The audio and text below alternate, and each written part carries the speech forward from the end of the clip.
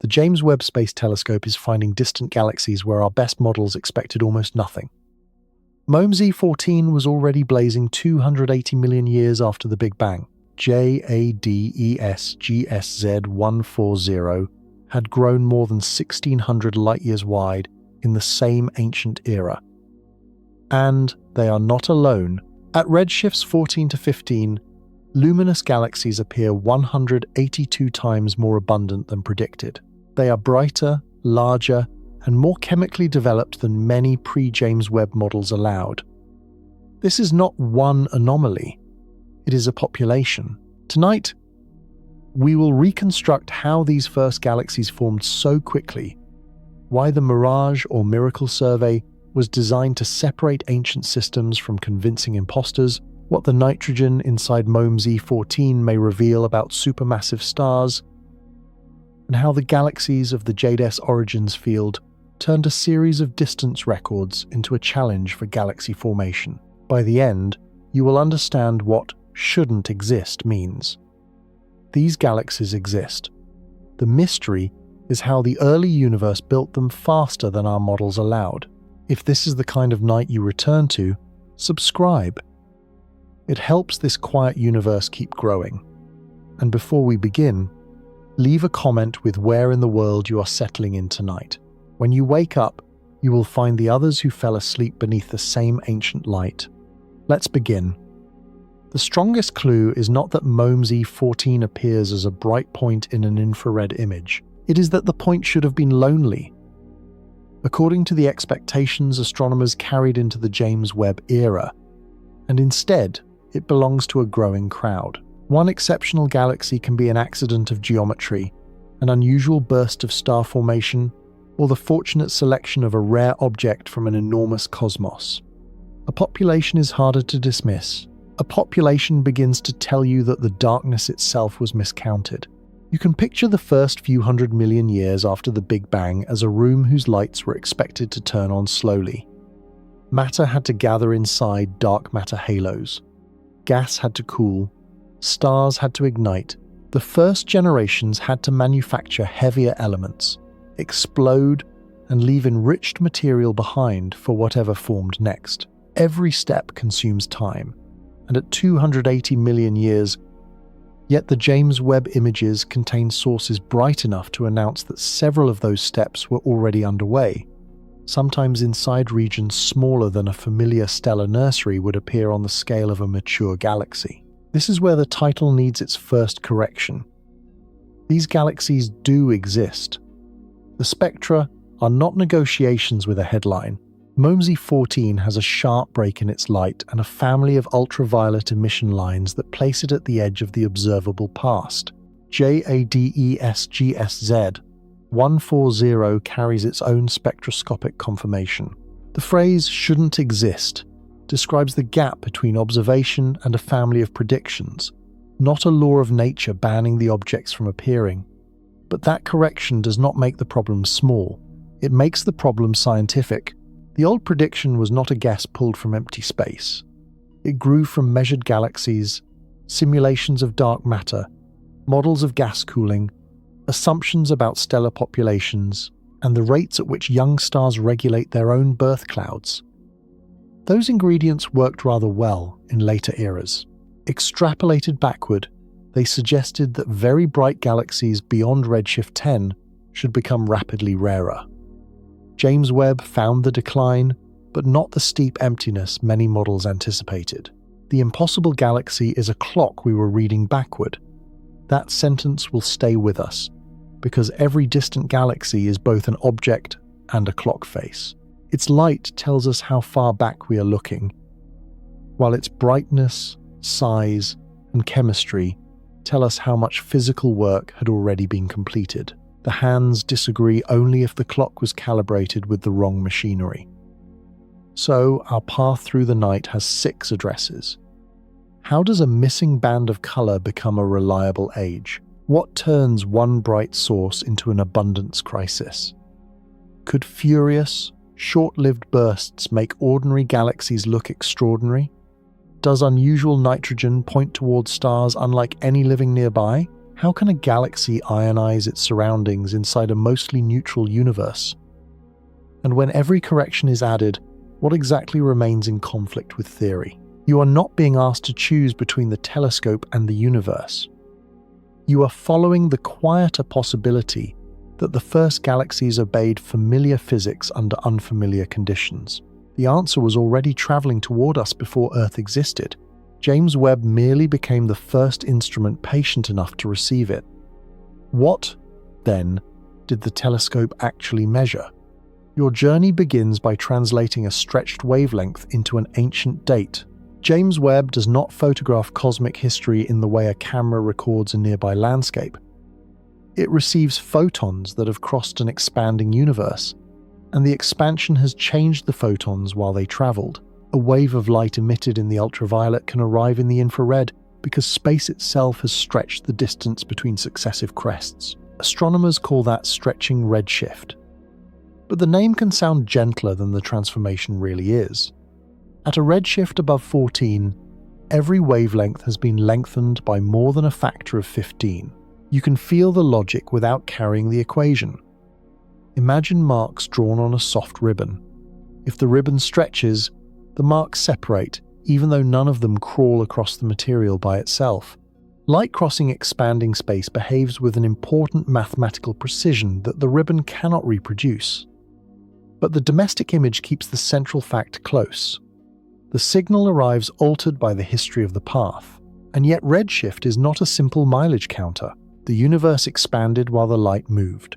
So the phrase 13.5 billion light-years away can refer to the travel time of the light, while the galaxy's present-day co-moving distance is much larger. That is why careful astronomers often speak first in redshift and cosmic age. For MOMZ-14, the relevant clock reads about 280 million years after the Big Bang. We see the galaxy as it was then, not where or what it would be now. Hold that time scale. 280 million years sounds long beside a human life. But it is only about 2% of the universe's current age. If the whole history of the cosmos were folded into one day, MOMZ-14 would appear before the first half hour had passed. The metaphor is useful only for scale. The galaxy itself did not experience a compressed day. It lived through millions of ordinary years, long enough for gas to collapse and stars to burn, but with far less accumulated history than any large galaxy near us. James Webb was built for this altered light. Its segmented mirror gathers a faint infrared glow, while NIRCam separates that glow through filters and NIRSpec spreads it into a spectrum. The telescope does not reach backward. It waits at the present while the past finishes arriving. Every detection is an ancient event completing its journey inside a detector kept cold and shaded far from Earth. This arrangement creates the episode's inhabited paradox. The farther away we look, the younger the universe becomes. Yet some of its youngest visible galaxies look unexpectedly accomplished. We will not pretend that this tension has one settled solution. We are going to sit inside it, moving gently between what the photons establish and what the models are still learning to explain. Before that can happen, however, distance needs more than a red color.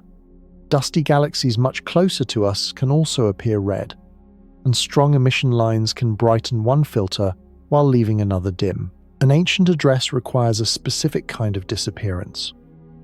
Your eyes see red as a color, but here you follow absence as the more reliable signal. MOMZ-14 first announced itself by vanishing. In images taken through shorter wavelength filters, the source was absent. In longer infrared filters, it appeared. That dropout pattern is created when neutral hydrogen between the galaxy and us absorbs light on the energetic side of the Lyman alpha transition. Expansion then shifts the boundary into James Webb's infrared range. The location of the sudden break becomes a rough address in cosmic time. The method is elegant, and it is vulnerable.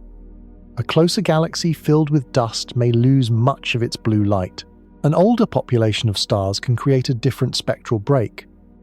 Intense emission from a lower redshift object can inflate selected filters and imitate the colors of something far more remote. Early James Webb catalogues therefore contained candidates whose inferred distances later moved inward when better spectra arrived. That is not the method failing in embarrassment. It is the reason science distinguishes a candidate from a confirmation.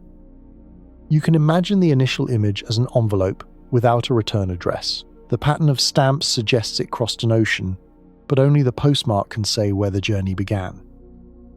Photometry, the measurement of brightness through filters, selects the envelope. Spectroscopy opens it. The Mirage or Miracle survey was designed around this exact uncertainty. Its name holds the two allowed outcomes without hiding either one. If luminous candidates near cosmic dawn were mirages created by colors and contaminants, spectra would expose them. If they were genuine, the same spectra would turn a statistical provocation into physical evidence. MOME Z14 received about 4.4 hours of near-spec prism exposure in April 2025, with its tiny image carefully centered in a pattern of microshutters. Nothing about the source was allowed to rely on one clue. The team compared the spectrum with independent near-cam photometry. They processed the background in more than one way because the cosmos field sits near the ecliptic and carries a brighter infrared foreground than some other deep fields. They looked for the sharpness of the break and for emission lines that should share one redshift. Each check asked whether an instrumental choice, a foreground, or an imposter could manufacture the same result. But the longer they looked, the fewer escape routes remained. The break was too sharp for the comfortable low redshift alternatives, and 5 faint ultraviolet lines gathered around the same ancient solution. Their individual signals were delicate. Together, they behaved like several quiet witnesses describing one event from different corners of the room. This is the first stage crossing. The point of light survives the test that turns color into chronology. It is no longer merely a reddish candidate selected by software from a wide field. It becomes a spectroscopically confirmed galaxy at redshift 14.44. The dropout also explains why James Webb needed several carefully chosen filters rather than a single deep exposure. A source must be absent where absorption predicts absence, and present across multiple redder bands with a shape that a physical spectrum can support. Medium-width filters sample the boundary more finely, reducing the space in which a lower redshift interloper can hide. Each additional band is not another photograph of the same dot. It is another question asked of the dot's missing light, and the confirmation makes the next problem worse, because the mirage would have been easier to explain. You can hold its visible history inside a small fraction of one cosmic year. Your intuition still expects more time. Once the redshift settled, the ordinary-looking dot acquired an extraordinary date. The light left when the universe was about 280 million years old, then travelled for roughly 13.5 billion years before reaching James Webb. It crossed epochs in which galaxies merged, clusters assembled, the sun ignited, Earth formed, oceans gathered, and human beings eventually built the mirror that would receive it. None of those later events changed the message already in flight. The surprise is not merely that one galaxy formed early. Structure begins growing wherever small density differences allow gravity to gather matter, and rare peaks can run ahead of the average. Pre-James Webb models permitted early galaxies. What many of them did not comfortably predict was a galaxy this ultraviolet luminous appearing in a survey of this size, followed by enough peers to imply a much larger population.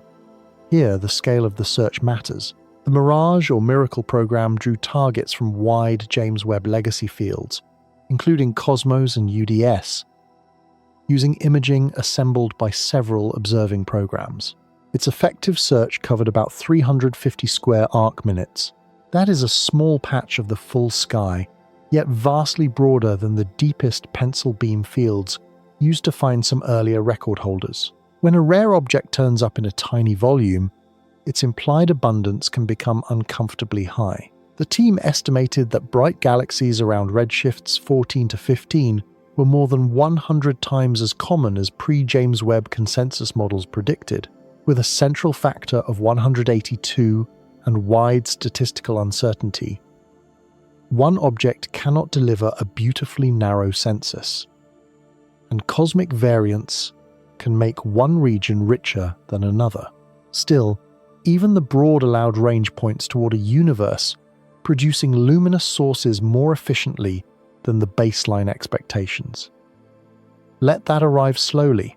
The phrase 182 times does not mean every cosmological model missed every galaxy by that amount.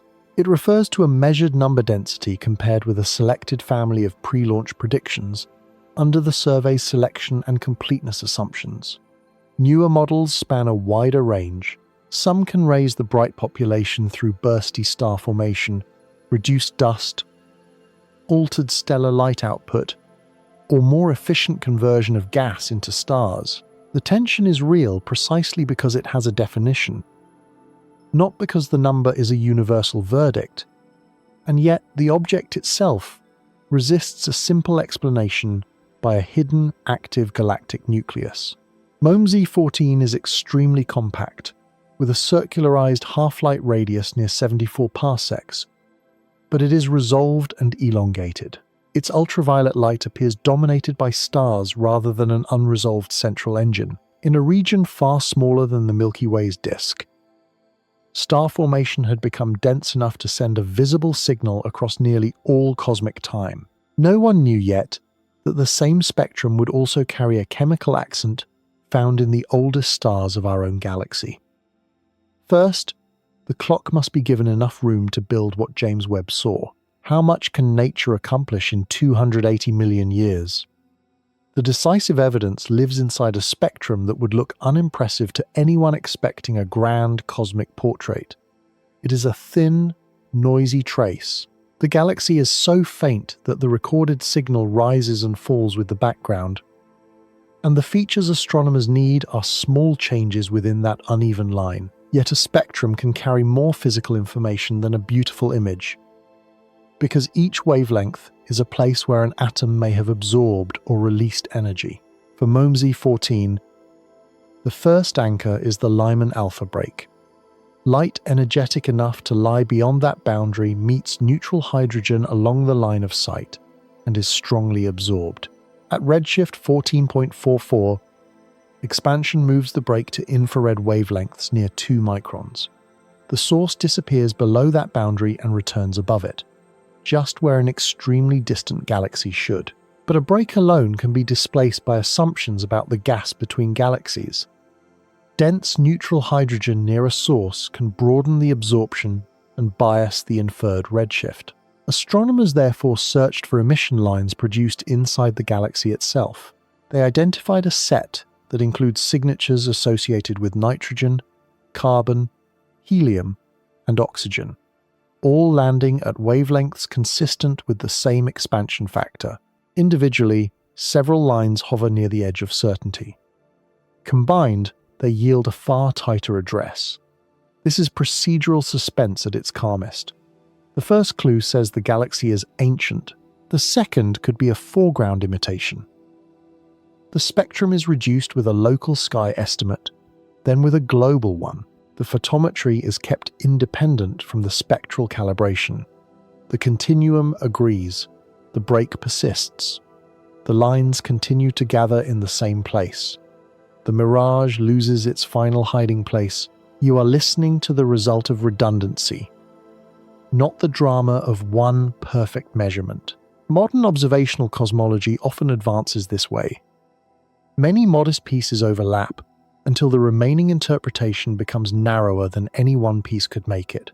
It is closer to fitting a key by touch in a dark room than unveiling a finished photograph. The edges tell you when the shape is wrong, and yet confirmation does not freeze knowledge. The measured redshift includes uncertainty.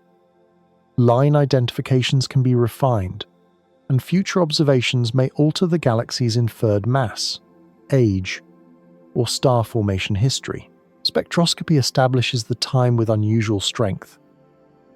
It does not make every other property immune to revision. This distinction will matter whenever the phrase "impossible galaxy" begins to sound like a completed argument. The first quarter of our journey now pays its initial promise. Astronomers really have found a galaxy farther back than the previous confirmed record. and it really is bright enough to exceed older expectations. The larger det appears in the same moment. Confirmation turns a possible catalogue error into a demand for faster physics. The question is no longer whether the dot belongs near cosmic dawn. It is how cosmic dawn made the dot shine so fiercely. Before the ultraviolet lines entered James Webb's microshutters, the stars producing them had already accelerated their birth rate. Their recent history would prove more revealing than the galaxy's total age. Your human timescale makes the interval vast, while cosmic history makes it startlingly brief. Cosmic age is not the same as the age of a galaxy. At 280 million years after the Big Bang, MOMZ-14 could not possibly have been forming stars for all 280 million years. The earliest universe began as a hot plasma. Atoms formed much later. Dark matter collected into halos, gas cooled, and the first stars emerged only after a dark interval. The available window for this galaxy's own assembly was smaller than the date printed beside it. That seems to tighten the paradox, but it also reveals the first mistaken intuition. Galaxies do not need to grow like slow, miniature versions of the Milky Way. A young galaxy can turn gas into luminous, massive stars very rapidly, and those stars dominate ultraviolet light far beyond their share of the total mass. Brightness is therefore not a direct weighing scale, it is a record of what the hottest, shortest-lived stars are doing now. Models fitted to MOMZ-14 indicate a sharply rising recent star formation history, with the average rate over the latest 5 million years about 10 times the average over 50 million years. The exact reconstruction depends on stellar population assumptions, but the direction is clear. James Webb caught the system during an intense upward swing. A quieter version of the same galaxy might have slipped below the survey threshold. You can anchor that selection effect in something familiar. A city photographed during a festival appears to use far more light than it does across an ordinary year. The photograph is accurate. The annual inference would be wrong if the festival were treated as permanent. Cosmic surveys favor galaxies during their luminous festivals, especially near the detection limit, and the earliest galaxies may have been unusually bursty because gas arrived in uneven streams and feedback repeatedly interrupted star formation. But burstiness cannot be invoked as a magic word. The stars still require gas. The halo still has to gather the material. Radiation and supernovae push against continued collapse. If every early galaxy spends only a tiny fraction of its life in a bright phase, a survey must contain enough underlying galaxies to catch the observed number during those phases. The explanation changes the arithmetic. It does not erase it. The compact size intensifies every interaction. Half of MOMZ-14's light emerges from a radius near 74 parsecs, a scale that would occupy only a small neighborhood within a mature galactic disk. Gas densities can become extreme. Star clusters can form close together, radiation fields become harsh, and chemical products may be recycled locally before outflows carry them away. Pause on that. The distant point is not a fully grown spiral hiding in the early universe. It is a concentrated star-forming system, physically small and temporally young, radiating with an efficiency that makes it visible across the deepest stretch of time. Calling it mature would smuggle in the wrong comparison. Calling it trivial would ignore how much organization already exists. Meanwhile, another record holder had already shown that the bright population could take a very different shape. You now have a second confirmed clock at almost the same ancient hour. Your first explanation must fit both. Jadesgsz 140 held the distance record before MOMZ-14. Its spectrum placed it at redshift 14.32 when the universe was less than 300 million years old. The two objects are close in cosmic age, yet they are not twins. MOMZ-14 is intensely compact. Jadesgsz 140 extends across more than 1,600 light-years, broad enough to show that the light cannot be explained mainly by an unresolved black hole at the center. This difference matters because easy explanations often depend on making every surprising source the same kind of imposter. Perhaps the early bright objects are all active nuclei. Perhaps their light is magnified by foreground lenses. Perhaps their inferred masses come from templates that do not describe young stars correctly. Each possibility applies to some objects. None has yet compressed the entire population into one harmless category. The JADES team found its source in an exceptionally deep field, then observed it for nearly 10 hours with near-spec. The break in the spectrum was unambiguous enough to shatter the earlier record. But the more consequential result was its intrinsic luminosity. The galaxy contains several 100 million solar masses in stars, according to the initial analysis, spread through a source large enough for stellar light to dominate. And yet the most useful comparison is not the raw mass. Stellar masses at these redshifts depend on assumptions about age, dust, nebula emission, and the distribution of stellar masses at birth. The robust surprise begins one step closer to the detector. The ultraviolet luminosity is high, the redshift is secure, and the source appears in a tiny surveyed volume. Whatever stellar model later adjusts the mass, the photons themselves still need an origin. The second piece of evidence therefore arrives from morphology. MOME Z14 is small and elongated. JADESGS Z140 is far more extended. GNZ11, observed at a later cosmic age near 400 million years, adds still another compact, chemically peculiar system. Diversity has appeared before the census is large enough to feel comfortable. The first models had no way of knowing that James Webb would find bright galaxies spanning these structures so early. They were often calibrated on later populations, where star formation had been averaged across longer histories, dust had accumulated differently, and feedback operated inside more developed environments. Extrapolation was necessary. It was never the same thing as observation. JADES also supplies a lesson in patience. The field combines Hubble imaging, many James Webb filters, and long spectroscopic integrations over the same carefully studied patch. A record did not emerge because the telescope swept across the sky and happened to notice a labeled galaxy. It emerged because years of observations layered independent constraints until a source too faint for ordinary surveys acquired a spectrum. Depth is accumulated, time turned into confidence. This is why one record after another changes the emotional shape of the discovery. A distance record alone is a flag placed at the current frontier and soon replaced. A recurring excess is a pattern.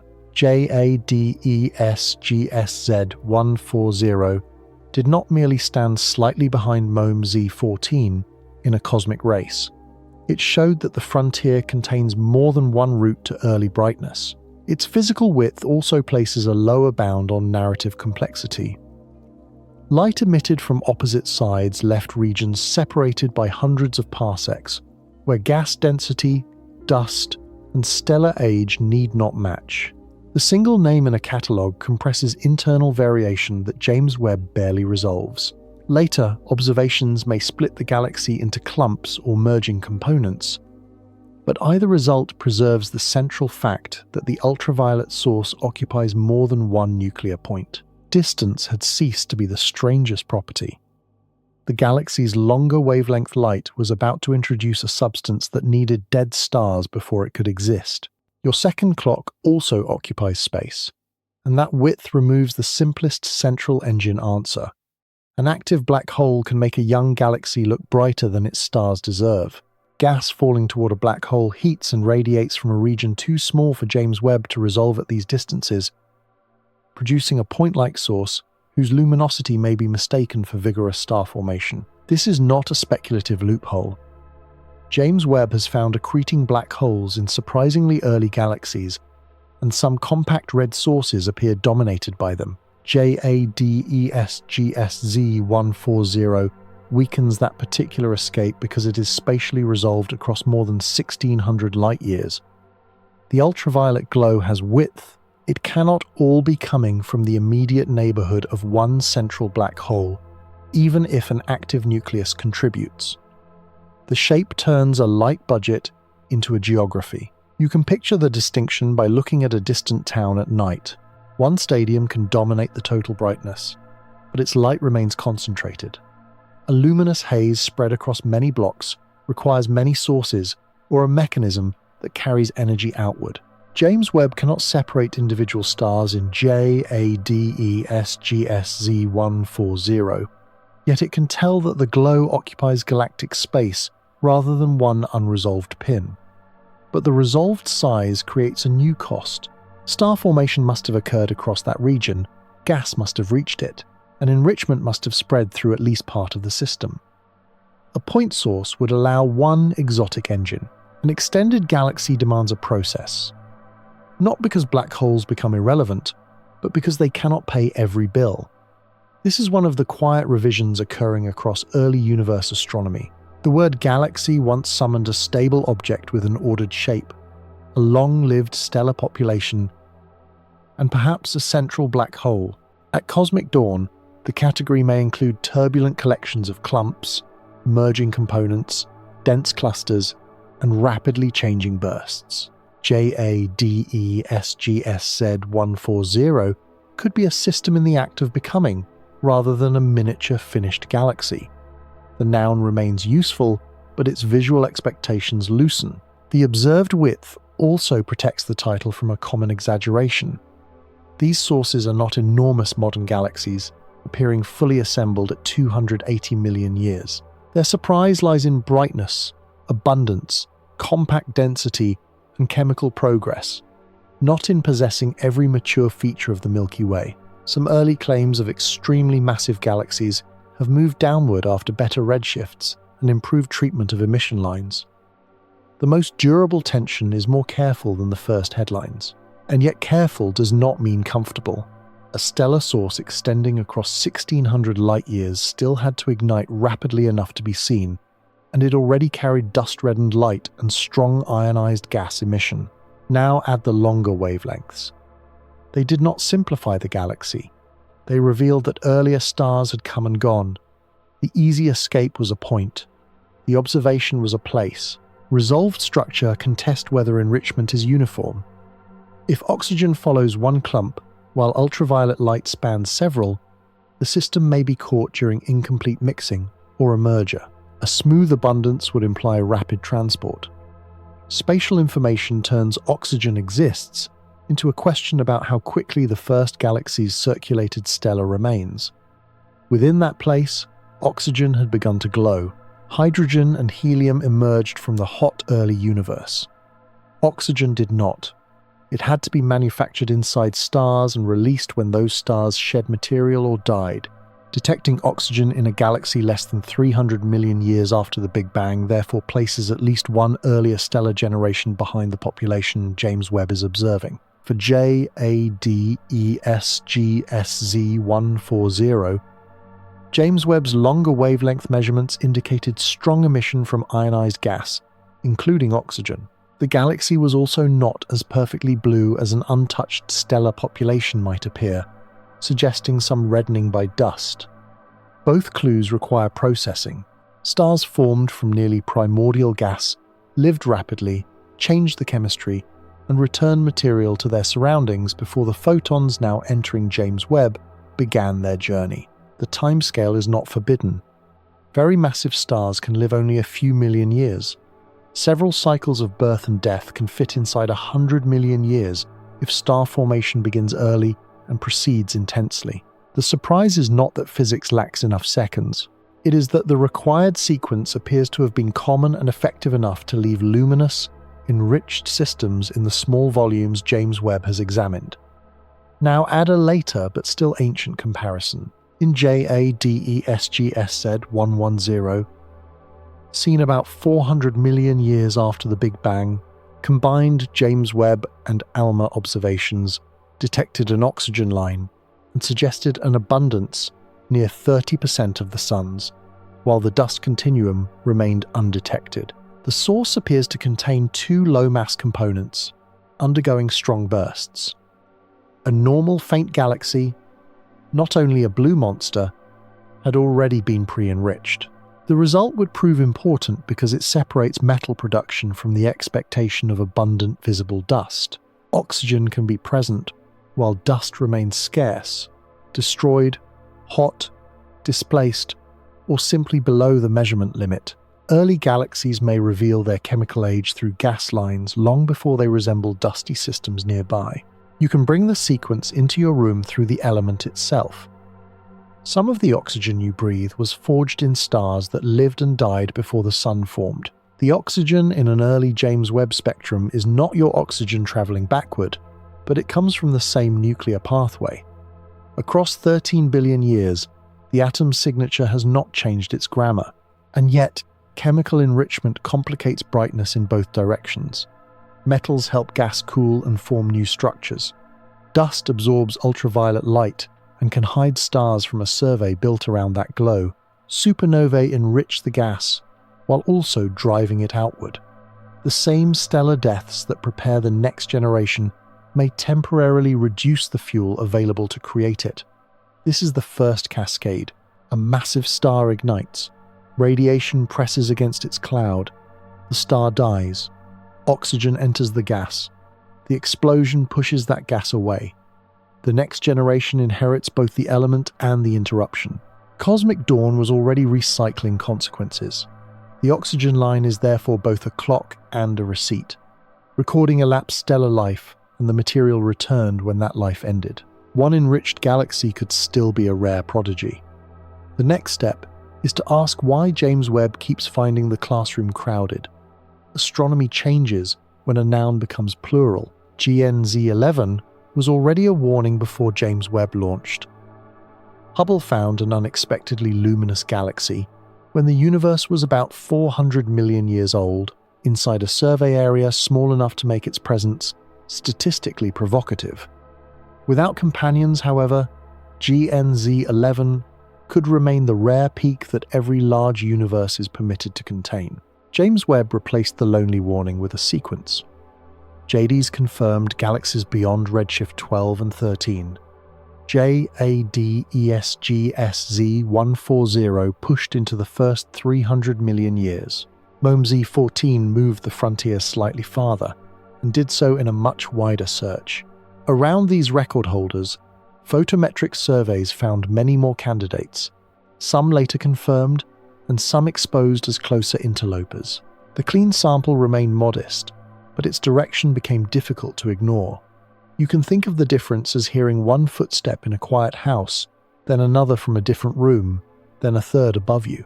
Any single sound might have an ordinary explanation. The pattern forces you to reconsider the map of the building. James Webb's galaxies are not footsteps from an intruder. They are signals from a period that models had rendered too dim. But a population is not counted by adding famous names. Astronomers need a selection function. How much sky was observed, how deep the images reached, which colors qualified, how often a real source would be missed, and how frequently a foreground object could enter the sample. They inject artificial galaxies into data, attempt to recover them, and estimate completeness. They model uncertainties in redshift and luminosity. The result is a luminosity function, a description of how common galaxies are at different brightnesses. The bright end carries the current tension because it should fall rapidly. Dark matter halos, massive enough to host luminous galaxies, become rare at earlier times, and star formation is expected to turn only a fraction of their gas into stars. If bright systems appear frequently, then halos are more efficient.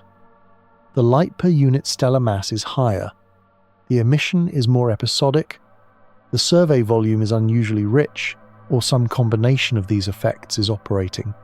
And yet plural evidence brings plural uncertainties. Photometric catalogues are larger but less secure. Spectroscopic samples are cleaner but expensive, and they often target the most promising objects rather than an unbiased slice of the sky. Gravitational lensing can enlarge the reach while adding uncertainty to intrinsic luminosity. No single survey closes the argument. The pattern survives because independent routes keep arriving near the same discomfort. Deep pencil beams find faint systems, Wide fields reveal rare bright ones. Spectra confirm a growing subset. ALMA detects oxygen in selected targets. The pieces do not agree perfectly, which is what real measurements look like before a field settles. The plural population also guards against a seductive mistake, building a theory around the current champion. A model tailored only to MOMS E14's compactness could fail on the extended JDES source. One centered on black hole light could fail where morphology is stellar. Population science rewards mechanisms flexible enough to produce diversity without becoming so flexible that they predict everything. The galaxies are beginning to constrain not one parameter, but the allowed variety of early lives. No one knew yet whether the excess would demand new cosmology or only new galaxy physics. The distinction depends on the curve beneath the dots. Your individual galaxies now become points on a curve theory must reproduce together. The luminosity function sounds abstract because it compresses thousands of galaxies into a curve, but its question is simple. In a given volume of the universe, how many galaxies shine at each brightness? Nearby, faint galaxies are numerous and bright ones are rare. At earlier times, the whole distribution changes as halos assemble, gas arrives, and stellar populations evolve. Before James Webb, many models predicted that the ultraviolet luminosity function would decline sharply beyond redshift 10. Bright galaxies near redshift 14 were expected to be exceptionally scarce because the massive end of the halo population had barely begun and because feedback should limit how efficiently gas became stars. James Webb has observed a decline with redshift, but the bright tail appears to remain fuller than the old consensus expected. This is where MOMS E14's survey context becomes powerful. The Mirage or Miracle program covered enough area to test whether the earlier JADES record holder was simply a rare jewel found in a tiny, fortunate field. Its results suggested that bright sources at redshifts 14 to 15 may be more than 100 times as abundant as baseline pre-James Webb forecasts. The number is not a crack in gravity. It is a disagreement between two layered constructions. On the observing side sit flux measurements, redshift confirmation, completeness, surveyed volume, and cosmic variance. On the theoretical side sit a cosmology, a halo mass function, gas accretion, star formation efficiency, feedback, dust, stellar spectra, and the chosen variability of star formation. A mismatch can enter at any seam. But here is what those numbers do not allow. The explanation cannot be only that astronomers underestimated one galaxy's brightness. The luminosity function concerns frequency. Even if stellar masses fall after better modeling, the sky still contains the measured photons. Theory must create enough bright phases and enough halos at the right time. You are now at the first piece of the larger answer. The galaxies seem impossible because early models linked brightness too tightly to slowly accumulated mass. James Webb may be revealing a universe in which ultraviolet brightness was more volatile, more efficient, and more concentrated than later galaxies taught us to expect. And yet volatility has a statistical price. A short burst makes one galaxy bright only briefly. To observe many bursts, either the duty cycle must be substantial or the hidden parent population must be very large. Models that use burstiness need to reproduce not only spectacular individuals, but also the counts across brightness and redshift. The curve, therefore, becomes a courtroom where several plausible explanations are cross-examined together. Higher efficiency can raise the mean. Bursts widen the scatter. Low dust exposes ultraviolet light. A top-heavy stellar population increases light per unit mass. Active black holes add another source. Cosmic variance moves entire fields up or down. One adjustment may help, but the final curve remembers all of them. Astronomers also compare the integrated ultraviolet light from the whole population. Not only the count in one bright bin, that luminosity density traces how rapidly stars were forming across the surveyed volume and affects the supply of photons available for reionization. A model can match a record holder while missing the total light, or match the total while producing too few luminous objects. Shape and area under the curve are separate tests, and James Webb is now measuring both. The disagreement grew inside survey windows so small that the universe's own unevenness became part of the measurement. Your sample remains narrow enough for cosmic geography to influence every distant count. James Webb sees deeply, but its deepest views cover tiny fractions of the sky. The Jades Origins field occupies a patch that would be easily hidden behind a small object held at arm's length. Within that narrow cone lies a long corridor through time, filled with a volume large by human standards yet small enough for cosmic structure to make it atypical. Galaxies are clustered. They gather along filaments and around overdense regions rather than falling like uniform dust through space. A survey that lands on an early overdensity can find more galaxies than the cosmic average. A neighboring field can find fewer. This field-to-field scatter is cosmic variance, and at the rare bright end, it can dominate the emotional difference between an empty image and a record-breaking one. You can anchor it to listening through one open window during rain. The drops striking that sill do not measure the whole storm perfectly. Wind, roof lines, and local turbulence make the sample uneven. Opening several windows gives a better average, while opening one enormous roof would be better still. James Webb's deepest programs trade roof size for sensitivity, staring long enough to receive light from sources that broad surveys would miss. MOME 14 helps because Cosmos offers wider coverage than a single ultra-deep pointing. JADESGSZ 140 helps because the depth and filter set constrain faint alternatives. Together they are complementary rather than redundant. One asks how far and faint James Webb can reach. The other tests whether bright surprises persist across a broader field. But wider is not infinite. The inferred number density from a single confirmed source carries large error bars. The central factor of 182 comes with uncertainty, spanning well over a factor of 2 in each direction, and model comparisons add their own spread. The scientifically honest statement is not that theory missed by one sacred number. It is that the observed bright population remains substantially above a prominent pre-launch consensus. This admission does not dissolve the title.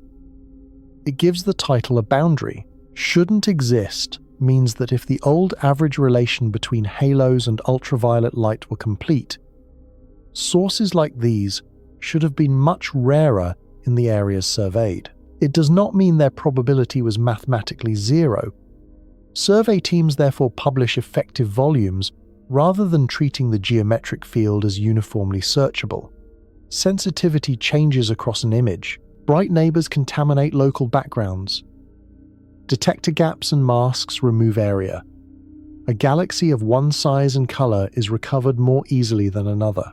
Correcting these effects turns the apparent handful into an inferred density, and every correction carries uncertainty that future samples can reduce. The distinction is the difference between surprise and contradiction. A shuffled deck can produce an unlikely hand without breaking card games. If similarly unlikely hands appear night after night, the assumptions about the shuffle deserve inspection. James Webb has dealt enough bright early galaxies that astronomers are inspecting the machine. And yet the machine begins before starlight. It begins in an invisible scaffold, whose statistical behavior remains one of cosmology's strongest successes. To decide what must change, we have to separate the dark structure from the luminous process painted onto it. Now hold the observed curve and add the halos underneath.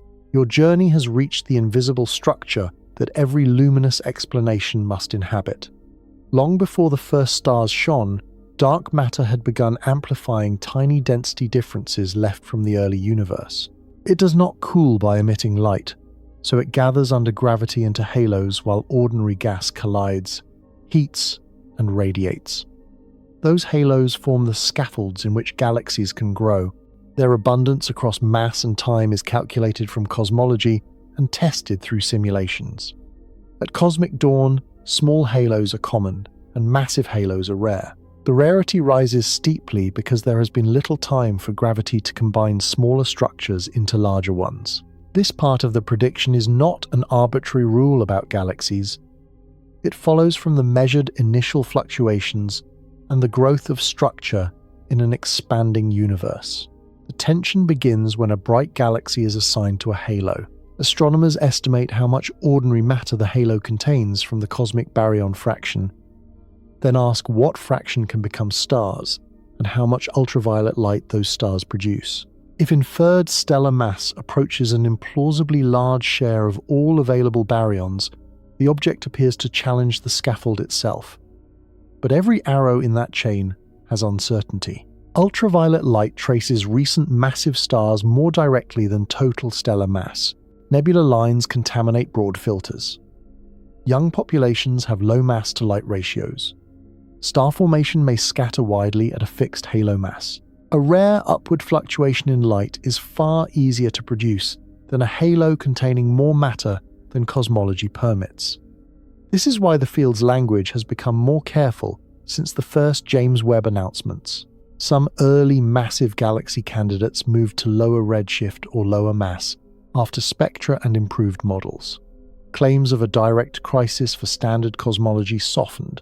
The persistent excess of bright galaxies became a problem of galaxy formation first, with altered cosmology remaining a more distant possibility rather than the opening move. You can feel the separation through a house under construction. The dark matter halo is the frame. Gas is the delivered material. Stars are the lights switched on inside. Seeing a bright house sooner than expected could mean the frame appeared early, but it could also mean the workers installed unusually efficient lights before finishing the walls. James Webb sees the light most directly, except that the frame still sets a limit. No amount of stellar brilliance can create an unlimited number of galaxies if the necessary halos are absent. Clustering measurements and future-wide surveys will help infer halo masses independently, narrowing how much freedom remains in the luminous layer. Gravitational lensing offers another test of the frame. Foreground clusters magnify intrinsically fainter galaxies, allowing James Webb to sample lower mass halos than blank fields can reach. Though the magnification map adds uncertainty, if the same revised halo to light relation works from lensed faint systems to unlensed bright record holders, the explanation gains coherence. If it changes abruptly, environment or selection may be doing more of the work. For now, the scaffolds appear capable of hosting early galaxies under standard cosmology, while the conversion from halo to observed light is being rewritten. Gravity may have delivered the rooms on time, the first universe filled them differently. Before the first faint dawn touched intergalactic hydrogen, cold gas was already falling through those rooms faster than later calibrations expected. Your familiar image of a settled galaxy must loosen before this rapid exchange becomes visible. Gas entering an early halo does not settle peacefully. It arrives along dense filaments, collides with existing material, loses energy through radiation, and collapses toward compact regions. At high redshift, the universe is denser. Dynamical times are shorter, and accretion can be rapid. The conditions that make a galaxy young also allow it to change quickly. Star formation begins when parts of the gas become cold and dense enough for gravity to overcome pressure and turbulence. The newborn stars immediately push back.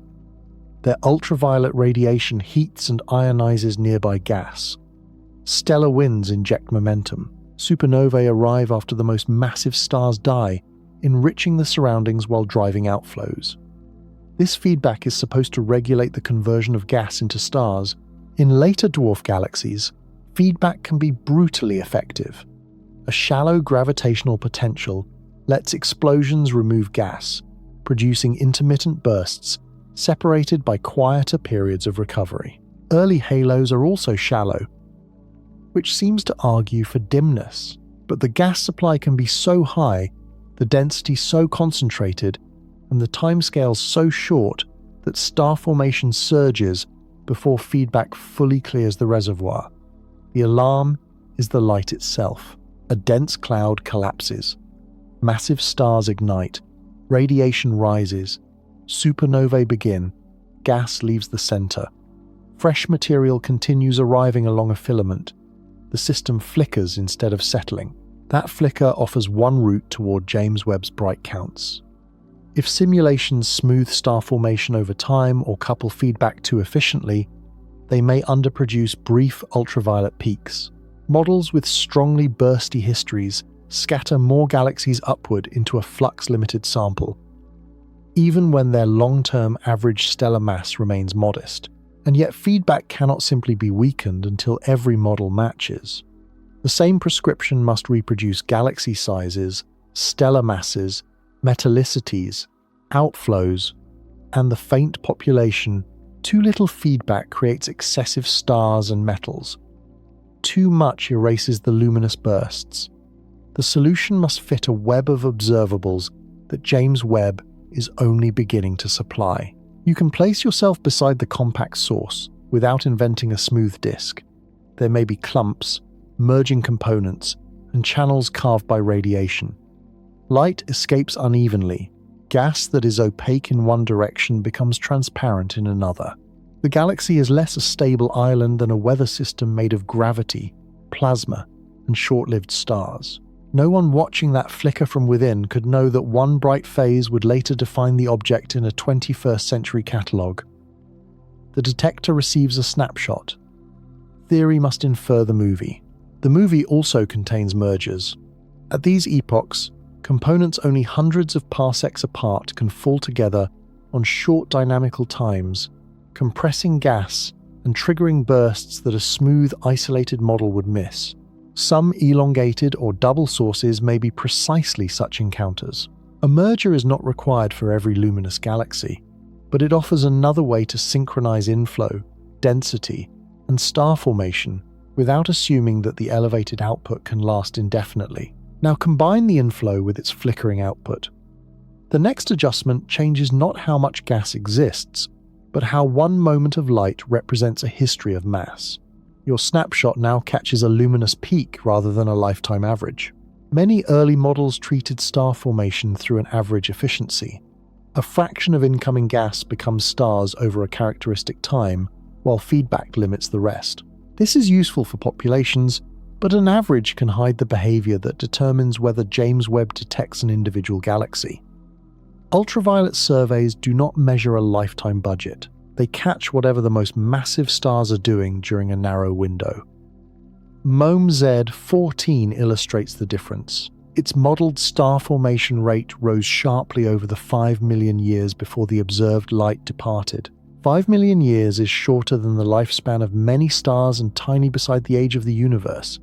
Yet it is enough for the hottest stars to dominate the ultraviolet spectrum. The galaxy's recent output can therefore look disproportionate to the mass assembled across its longer history. Imagine checking a household's electricity meter during the minute an oven, heater, kettle, and washing machine all switch on. The reading is real. Multiplying it by every minute in the year would be absurd. A bursty galaxy presents a similar trap. Although astronomers use full spectra and population models rather than 1 meter, the fewer wavelengths available, the easier it is for a short luminous phase to masquerade as a vast accumulated population. But here is the question that remains under the calculation. If the bright phase is extremely brief, why did the surveys catch several galaxies during it? A wide scatter in star formation can populate the luminous tail because there are many more moderate halos available to scatter upward than rare halos already living at the top. This statistical asymmetry, sometimes compared with Eddington bias in measurement contexts, can amplify the observed bright end. And yet bursts leave fingerprints, strong emission lines, young inferred ages, compact morphologies, and rapid changes in recent star formation histories should appear together. Quieter descendants should exist below the detection threshold. Repeated surveys should find variation in the luminosity function consistent with the duty cycle. A successful burst model must make these connected predictions. You now have the second piece. The early universe may not have converted all its gas into stars with impossible efficiency. It may have converted ordinary fractions at irregular moments whose light was unusually visible. This lowers the demand on total mass while preserving the demand for violent local conditions. The correction does not belong to MOMSI-14 alone. Simulations that allow stochastic, clustered star formation often produce more bright, high redshift galaxies than smooth prescriptions. Some pre-James Webb models already predicted richer populations, reminding us that there was never one unanimous curve. The telescope is selecting among models, not overturning a single tablet of cosmic law. This selection among models will become sharper when astronomers compare variability across luminosity. Bursts should widen the relationship between ultraviolet light and stellar mass, and may produce strong differences among emission line equivalent widths. A uniformly higher efficiency instead raises galaxies more steadily. The two mechanisms can create similar counts while leaving different spectral fingerprints, so population spectra matter as much as a larger catalogue. The impossible galaxy is a clock we had calibrated nearby. Later galaxies taught astronomers how light averages over calmer histories. Cosmic Dawn used the same clock face during a storm. The next question is how much brighter its stars themselves may have been. Your detector receives the youngest massive stars with more emphasis than their quieter companions. Massive stars are cosmic spendthrifts. They burn fuel rapidly, shine intensely in ultraviolet light, and die after only a few million years. Low-mass stars preserve mass for billions of years, but contribute far less to the ultraviolet glow. A galaxy's brightness at the wavelengths James Webb uses to find cosmic dawn sources therefore depends strongly on the distribution of stellar masses at birth. Astronomers call that distribution the initial mass function. Nearby, it follows familiar patterns measured across clusters and galaxies. And those patterns are built into stellar population models. If early conditions favored a larger share of massive stars, each unit of newly formed stellar mass would produce more ultraviolet light, more ionizing photons, faster enrichment, and stronger feedback. The possibility is physically motivated but not freely adjustable. Primordial or metal-poor gas cools differently. The cosmic microwave background sets a warmer temperature floor at high redshift. Dense clusters may fragment under conditions with no exact local analog. These changes could alter characteristic stellar masses, though simulations and observations do not yet agree on a universal top-heavy distribution for all early galaxies. You can hear the accounting shift. Keep the observed photons fixed. Increase the ultraviolet light produced by each solar mass of young stars. The inferred stellar mass falls, the required conversion efficiency drops, and the halo becomes easier to supply.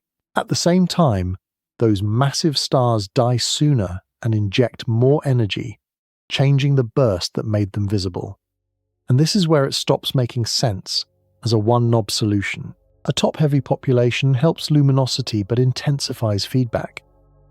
It accelerates oxygen production, but may also clear gas. It increases ionizing output and can carve a bubble through neutral hydrogen. Yet the escape of that radiation depends on geometry and dust. Every advantage creates another observable consequence. MOMSI-14's ultraviolet slope is very blue, consistent with a young population and little dust attenuation. Its emission lines point toward hard radiation and unusual abundances. Those facts allow exotic stellar populations into the conversation, but they do not uniquely demand them. Binary stars, rotation, very low metallicity, dense clusters, and an active nucleus can produce overlapping signatures. The honest phrase here is that we do not know the initial mass function at redshift 14. There is no nearby nursery with the same density, chemical youth, and background radiation. The analogy does not arrive, and we should not force one. Spectra must do the work. What would prove decisive is a larger set of emission lines, better constraints on stellar versus black hole ionization, and independent measures of gas and dynamical mass. Until then, unusual stars remain a plausible part of the answer rather than a declared discovery. Stellar binaries lengthen the production of hard ultraviolet photons after the most massive single stars would have died, while rotation can mix fresh fuel into stellar cores and alter both lifetimes and yields. These effects are included differently across population codes. At cosmic dawn, Small choices in stellar physics propagate into inferred galaxy masses, ionizing efficiencies, and ages, making the stars themselves part of the calibration James Webb is now testing. But the light may exaggerate youth, while something else can hide it almost completely. Dust is made from elements heavier than helium, assembled in stars and expelled through winds or explosions. In mature galaxies, it absorbs ultraviolet light and re-radiates the energy in the infrared. Early models often expected the youngest galaxies to contain little dust because there had been limited time to manufacture it. James Webb has revealed a more complicated landscape. Some very early systems show reddening or dust-related emission, while others remain startlingly blue. MOMZ-14 has a steep blue ultraviolet slope, suggesting negligible dust attenuation. JADESGS-Z140 appears somewhat redder, and its longer wavelength measurements support strong ionized gas emission alongside some processing by earlier stars. JADESGS-Z110 contains oxygen at about 30% of solar abundance. While ALMA did not detect its dust continuum, metals and dust do not rise in lockstep. This matters for the bright galaxy excess, because a dust-free galaxy exposes more of its ultraviolet light. Pre-James Webb models, calibrated on later systems, may have hidden too much early starlight, or assumed an extinction relation that does not apply. Supernovae can create dust quickly, but their shocks can also destroy grains. Outflows can remove dust from the sightline. Radiation can carve transparent channels through a galaxy that remains dusty elsewhere. You can picture a lamp inside a room filled with drifting smoke. The lamp's power does not change when a current opens a clear path toward you, yet its apparent brightness rises. At cosmic dawn, James Webb may preferentially select moments when feedback has cleared such paths. The same burst that creates ultraviolet light can make that light easier to escape. But lower dust cannot produce photons that stars never emitted. It amplifies visibility rather than supplying mass or halos, and a model that strips dust from every galaxy must remain consistent with the redder sources, infrared constraints, and the speed of chemical enrichment. Again, the population refuses a single explanation. Here the facts begin to accumulate rather than replace one another. Rapid gas accretion creates dense star formation. Bursts lift galaxies temporarily into bright samples. Massive stars increase ultraviolet output. Patchy dust allows that output to escape. Scatter moves numerous moderate halos into the luminous tail. None of these steps requires new gravity, but their combined effect can be large. The repair worked. That creates another problem. If stars formed and died quickly enough to enrich the gas, their chemical products should reveal which kinds of stars were present. Oxygen tells us that massive stars lived. Nitrogen tells a stranger story because ordinary production channels often need more time or different conditions. No one examining the blue continuum alone had a way of knowing that a faint nitrogen line would connect MOMZ-14 to stellar fossils orbiting the Milky Way today. Far infrared observations provide the missing energy check. Ultraviolet light absorbed by dust must reappear at longer wavelengths. But at high redshift, the warmer cosmic microwave background both heats cold dust and reduces the contrast against which it is detected. A non-detection therefore constrains dust without proving complete absence. James Webb and ALMA together measure what escaped and search for what was reprocessed. Your next clue is not brighter light, but the relative strength of a faint element. Nitrogen is not rare in the modern universe, but its abundance relative to carbon and oxygen can reveal how it was made. In many ordinary chemical evolution pathways, nitrogen enrichment grows through stellar populations and timescales that seem difficult to compress into the first few 100 million years. James Webb has found several early galaxies with unexpectedly strong nitrogen signatures, including GNZ11 and MOMZ-14. In MOMZ-14, ultraviolet lines imply a nitrogen-to-carbon ratio above the solar value, though the measurement and ionization modeling remain uncertain. The pattern resembles the chemical anomalies preserved in some globular cluster stars. Nitrogen enhanced, with carbon and oxygen altered in ways associated with hydrogen burning through the CNO cycle. The connection is delicate.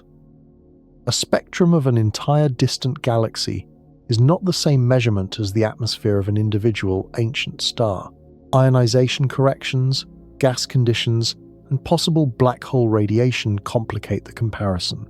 Yet surveys of nitrogen-enhanced galaxies at high redshift have found that the anomaly often appears in extremely dense stellar environments.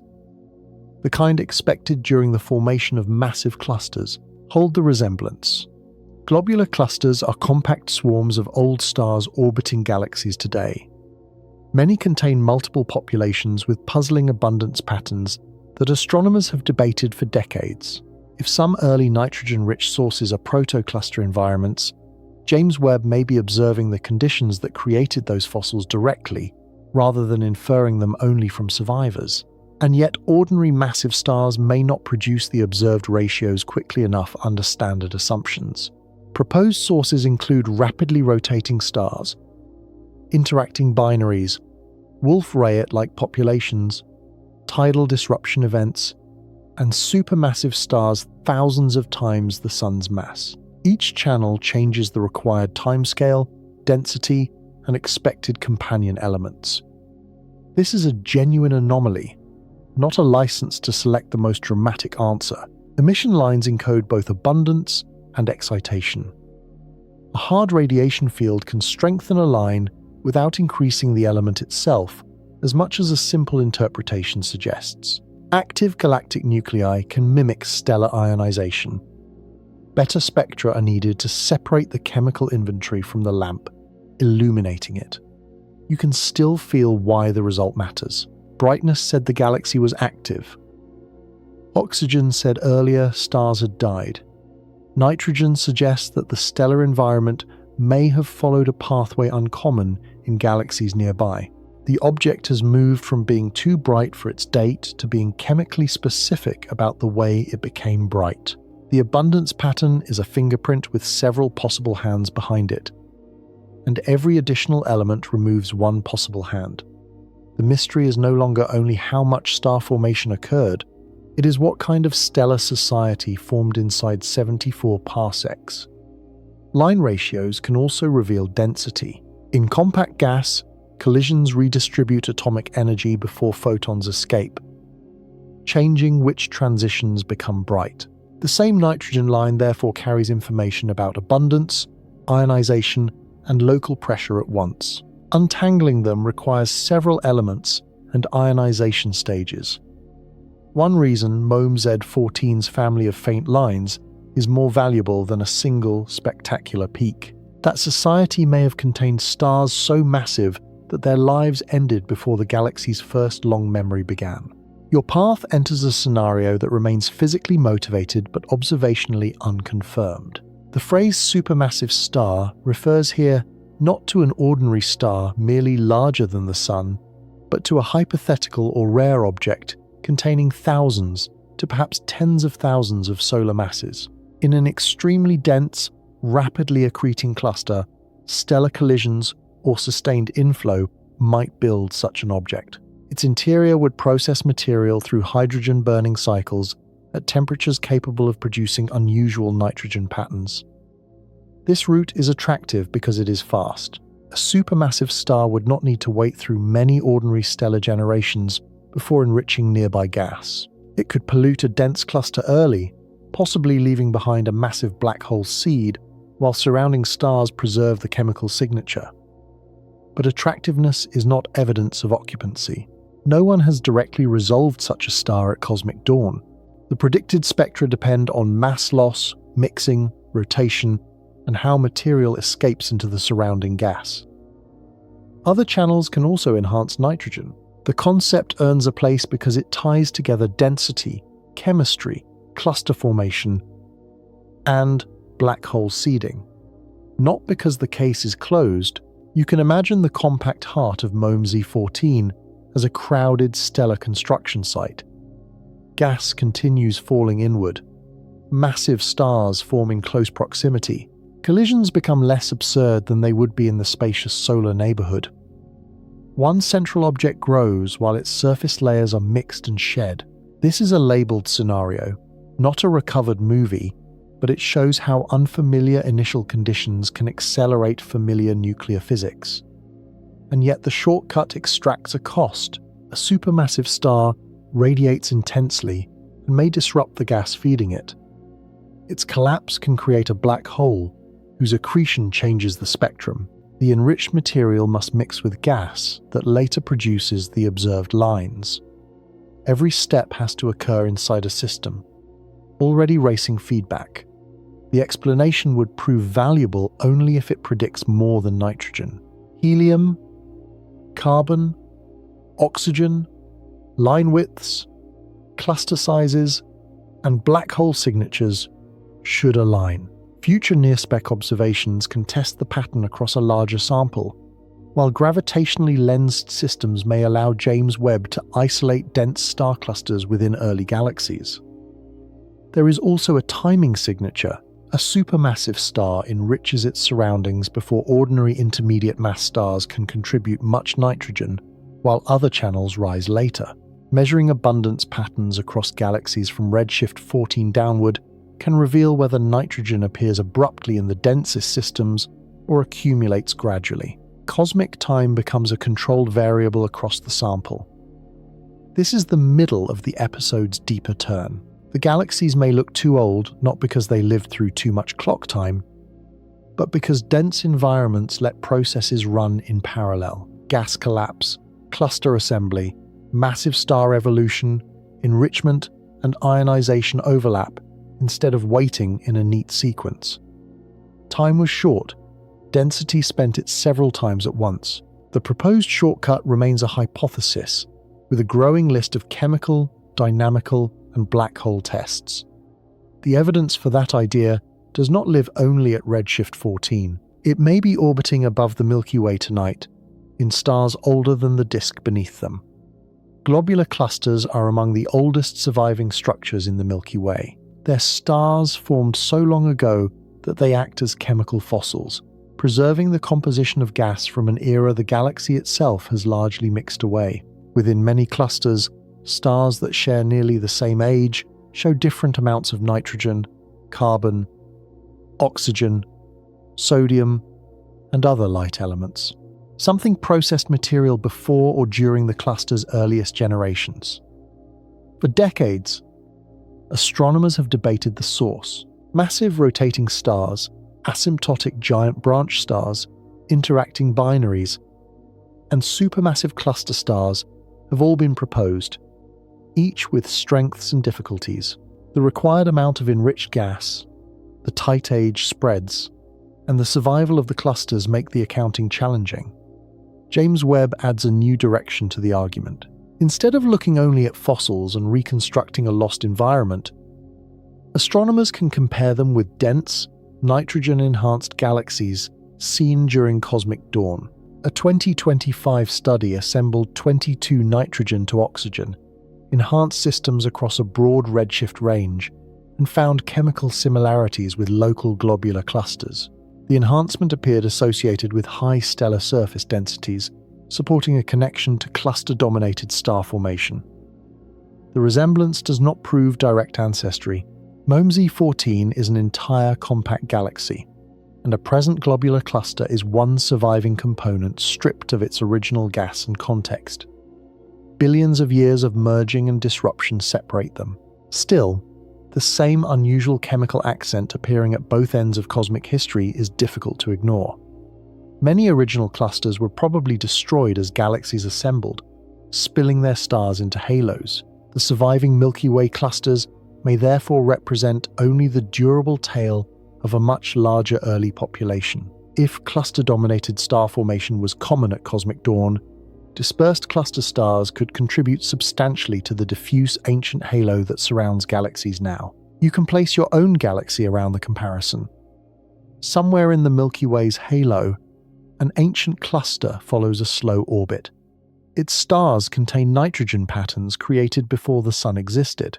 Far beyond the galaxy, photons from MOMSI-14 arrive with emission lines, suggesting a related process. The local fossil and the distant event meet only in our instruments. And yet this bridge also disciplines the dramatic phrase, impossible. The early universe was not required to invent unknown elements or violate nuclear reactions. It may have arranged known reactions inside densities that are rare now. The surprise shifts from forbidden chemistry to forgotten environment. The second major loop now closes. Unusual nitrogen can be produced quickly if early star formation concentrated into massive clusters with stellar populations and interactions, unlike the calm average nearby. The larger debt remains. Those same stars emitted ionizing photons energetic enough to alter the space outside their galaxy. Their chemistry carries a memory that mergers and changing galactic shapes could not preserve. The oldest clusters are not only relics of where stars formed, they may be relics of the sources that helped end the cosmic dark ages. Before MOMZ-14's light crossed open intergalactic space, it appears to have cleared a path through hydrogen that models expected to remain nearly neutral. Your path toward the source remains open only where ancient hydrogen allowed the photons through. After the universe cooled enough for electrons and protons to combine, neutral hydrogen filled intergalactic space. The first stars and galaxies later produced ultraviolet photons capable of separating those atoms again, beginning the era of reionization. This transformation was not one switch thrown everywhere. Ionized bubbles grew around sources, overlapped, and gradually changed most of the cosmic gas. At redshift 14.44, nearly every standard reionization history expects the intergalactic medium to be overwhelmingly neutral. Neutral hydrogen should absorb and reshape light near the Lyman alpha boundary, creating a damping wing in the spectrum. MOMZ-14 does not show a strong wing, which the Discovery team interprets as tentative evidence that its immediate surroundings may already be partly ionized. Tentative is essential. The signal to noise is limited. The galaxy's own gas can affect the break, and line-of-sight structure introduces uncertainty. Absence of a prominent feature is not a direct image of a bubble. Still, the possibility carries a remarkable consequence. The galaxy may have changed the transparency of its neighborhood before the universe was 300 million years old. You can picture the source inside a fog that absorbs the very ultraviolet light trying to escape it. Each ionizing photon removes an electron from hydrogen, but atoms can recombine, especially where gas is dense. To maintain a bubble, galaxies need enough photons to outrun those recombinations. The bubble's size depends on luminosity, duration, escape fraction, neighboring sources, and the structure of the gas. But here is what the clean break may be whispering. MOMZ-14 could have companions too faint for current images.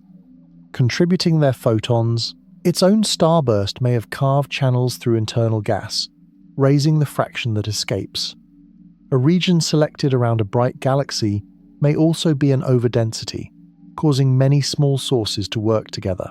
The galaxy that seemed too bright becomes its own observing condition. By ionizing nearby hydrogen, it allows more of its spectrum to reach us. Visibility is not passive.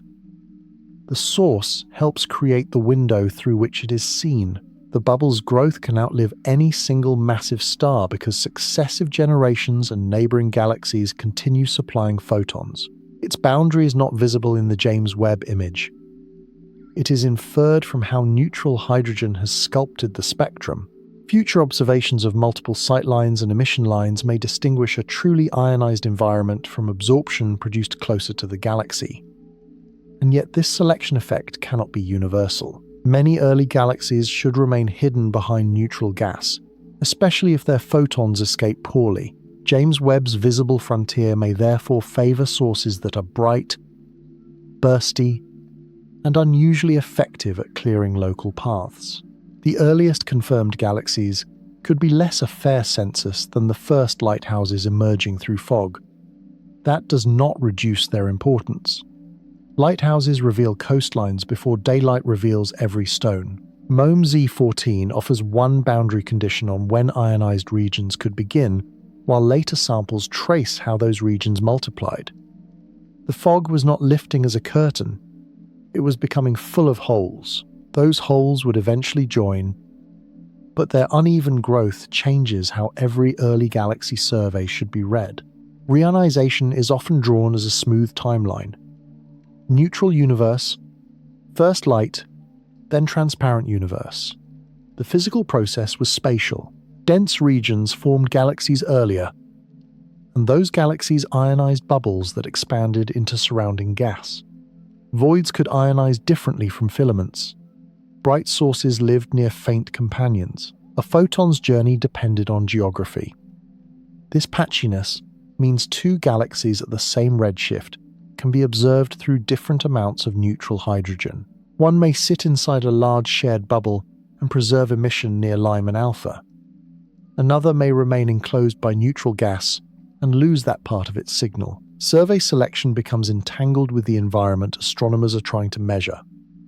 You can imagine islands appearing at night across a dark ocean, each one surrounded by a halo of light. The island analogy fails if pushed too far, because ionization is a state of gas, not a solid shore, and its boundaries are diffuse. Still, it helps the body feel why a global average cannot describe every sightline. Now, layer the abundance puzzle on top. If bright galaxies are more common than expected, they may contribute more ionizing photons and begin carving bubbles earlier. If their stellar populations are top-heavy or metal-poor, each unit of star formation may produce extra ionizing light. If feedback opens channels, more of that light escapes. The same revisions that explain luminosity also move the reionization timeline. And yet measurements of the cosmic microwave background and later intergalactic gas constrain the integrated history. Reionization cannot begin and finish arbitrarily early without conflicting with other evidence. A successful model must allow local early bubbles while preserving the broader, gradual transformation inferred across hundreds of millions of years. This is why MOMSI 14's possible bubble is intriguing rather than catastrophic. It may show that reionization began in rare overdense regions long before the average universe became transparent. The first islands can appear early without the whole ocean becoming land. Hydrogen 21 centimeter experiments aim to map the neutral gas directly across much larger scales, while galaxy surveys identify the sources embedded within it. Cross-correlating the two would reveal whether bright galaxies sit inside ionized cavities and how those cavities grow. James Webb provides exquisite points. Radio arrays seek the surrounding medium that the points transformed. You are now farther along the line of arrival. The galaxy's brightness is not an isolated oddity. It connects halo growth, stellar populations, chemical enrichment, feedback, photon escape, and the changing visibility of the universe. Each observation alters the conditions under which the next observation becomes possible. No one knew yet whether the brightest compact sources were powered entirely by stars. A hidden black hole would add ionizing photons, distort mass estimates, and create another route to early complexity.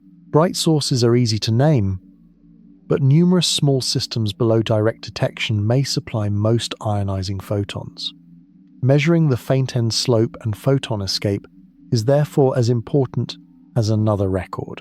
Reionization belongs to the whole population, including galaxies that never become visible in tonight's images. The next light in the fog may come from an engine with no surface. Your measured light remains certain even while its division between stars and accretion changes. James Webb has found evidence for actively accreting black holes in galaxies only a few 100 million years after the Big Bang. Some appear surprisingly massive compared with their host galaxies.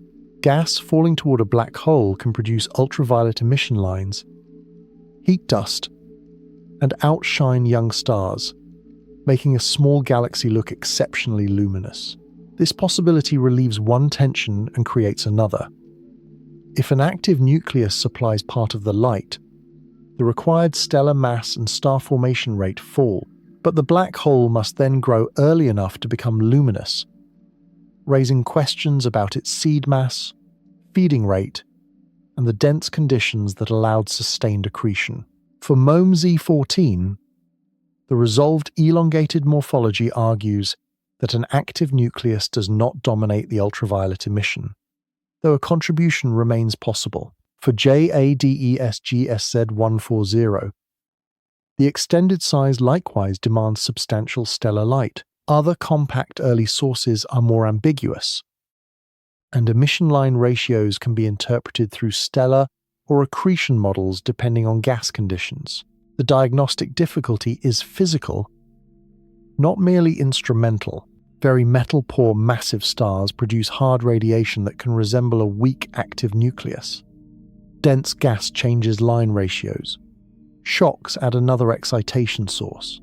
At low resolution, several engines can write similar spectral sentences. X-rays can provide an additional clue because hot material near an accreting black hole emits at energies ordinary stellar populations struggle to match, but current X-ray observatories cannot detect most individual sources this faint and distant. Stacking many galaxies may reveal an average signal. Variability, broad lines, and compact morphology supply other pieces, none sufficient alone, and yet black holes may belong to the same cluster story rather than compete with it. A supermassive star formed in a dense cluster could collapse into a heavy seed. Runaway stellar mergers might do something similar. Rapid gas inflow that feeds star formation can also feed a central object. Early galaxies may grow stars and black holes together under conditions that erase the neat sequence inferred nearby. You can feel the accounting problem through a single unresolved glow. Suppose 90% comes from stars and 10% from accretion. The stellar interpretation changes modestly. Reverse the shares, and the inferred galaxy mass collapses while the black hole problem expands. James Webb's spatial resolution and spectra constrain the ratio, but only deeper observations can settle it, source by source. This is another reason the plural title matters. A mixed population is expected. Some bright dots will be starbursts, some active nuclei, some both, and some foreground contaminants. The abundance tension must be rebuilt after classification, rather than declared from every red object in a catalogue. The most robust sources already survive enough classification to keep the problem alive. Their extended light, confirmed redshifts, and varied spectra deny the hope that one hidden engine explains the entire excess. Black holes do not erase the early galaxies. They make early growth even more crowded. The mass ratio between a black hole and its host offers a long-range test. Heavy seeds may begin overmassive relative to their galaxies, then approach local relations as stars accumulate. Light seeds require longer, rapid growth. A population of early active nuclei can distinguish these histories statistically. The crowding reaches its physical extreme inside sources, whose light fits within tens of parsecs. Your sense of galactic scale now contracts from a disk to a crowded stellar neighborhood. MOMZ-14's half-light radius near 74 parsecs is difficult to translate into a familiar galactic image. The Milky Way's stellar disk spans tens of thousands of light-years. 74 parsecs is about 240 light-years, a scale closer to a local complex of stellar associations than to a whole mature galaxy. Yet half of the observed ultraviolet light emerges within that radius. High surface density changes the tempo of known processes. Gas collapses quickly. Stellar encounters become more frequent. Radiation fields overlap. Supernova remnants collide with neighboring clouds. Metals need not travel across a vast disk before entering new stars. A cluster can enrich and disturb the same reservoir on short timescales. You can imagine compressing the lights of a large city into a few blocks without changing their total power. The brightness per window becomes harsh, shadows sharpen, and every source affects its neighbor. The analogy remains only visual. MOMZ-14 is not an ordered city, but it makes clear why applying average relations from spacious later galaxies may fail. Here is the part that changes the earlier timeline. Astronomers often describe enrichment as generations following one another. First stars, first supernovae, second stars. In a compact burst, those categories overlap spatially and temporally. New stars form, while older, massive stars are already shedding processed gas. Outflows remove material while inflows replace it. A black hole seed may grow inside the same dense environment, and yet compactness threatens its own survival. Feedback energy is concentrated.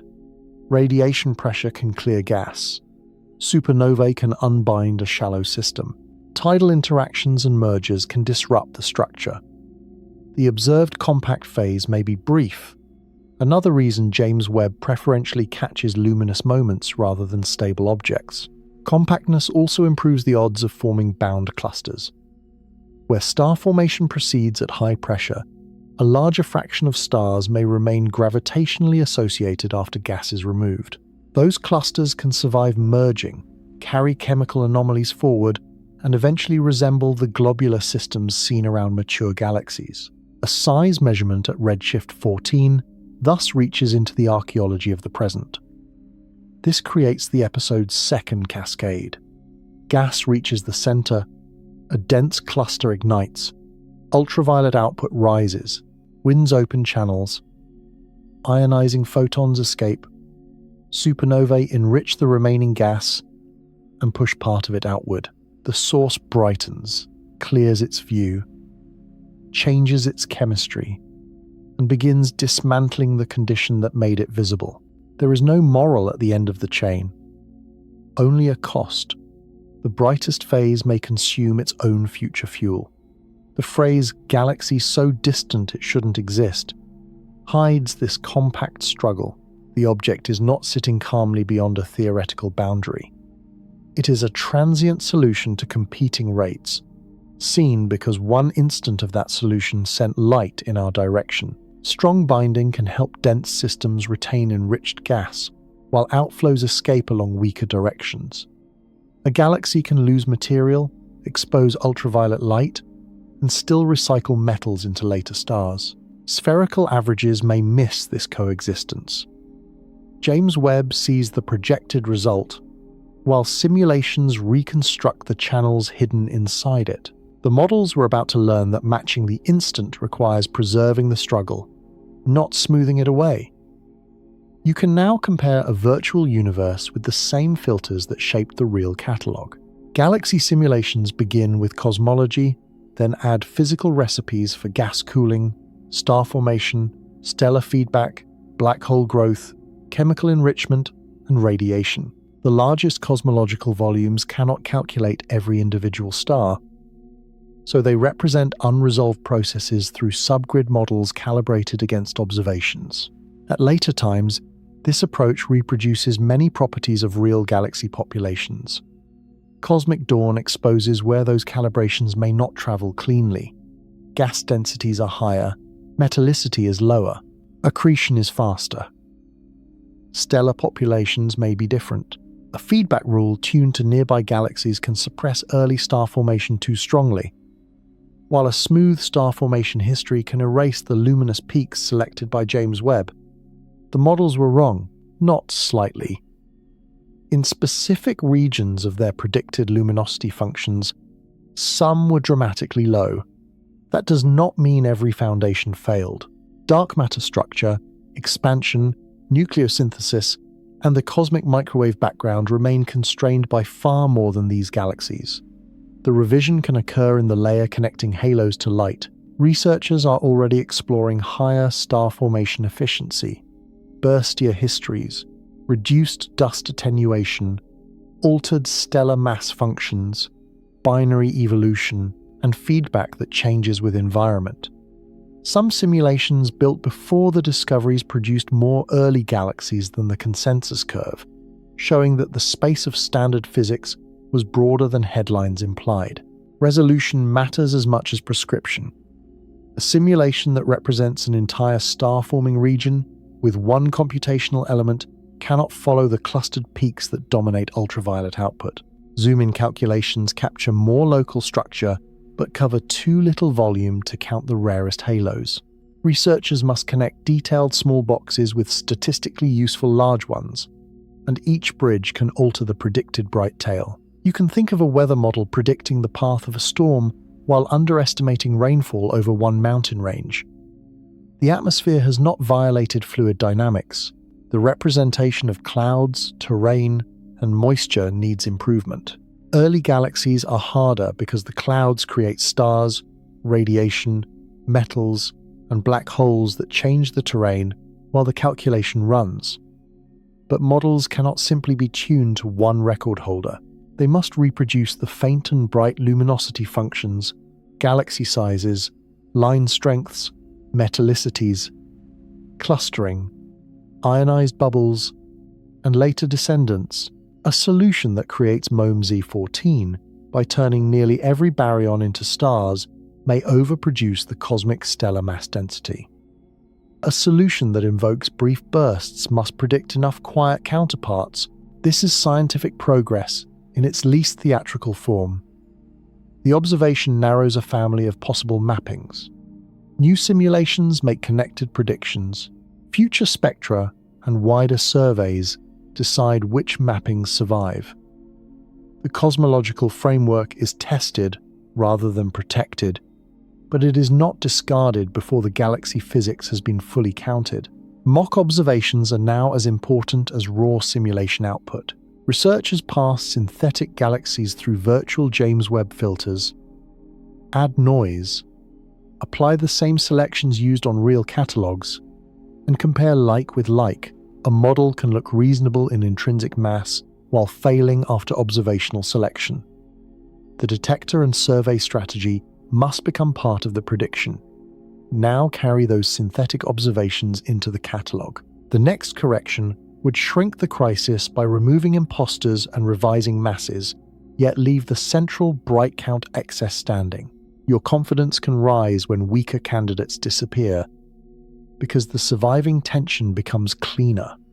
The first months of James Webb produced a flood of extremely high redshift candidates. Some were described as massive galaxies appearing implausibly early. Spectroscopic follow-up later moved several to lower redshift, while improved stellar models reduced the masses of others. Strong emission lines had boosted broad filters. Dusty foreground systems had imitated dropouts. The early crisis became smaller as the data became better. This correction was expected. Photometric redshifts are probability distributions, not engraved dates, and the rarest candidates receive the most attention precisely because mistakes among them carry the largest consequences. Spectroscopy is slower than imaging. A telescope can discover possible frontiers faster than it can confirm each one. You can hold two truths without making them compete. Early catalogues contained contaminants, and James Webb has spectroscopically confirmed galaxies within the first 300 million years. Some mass estimates were too high, and the abundance of bright ultraviolet sources remains above many pre-launch predictions. Skepticism removed weaker claims, while strengthening the importance of sources that survived.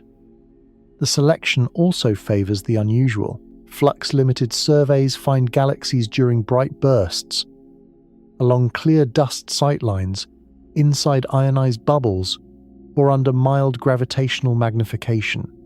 Record holders are not average representatives. Treating them as average exaggerates the tension. Ignoring how often they appear understates it.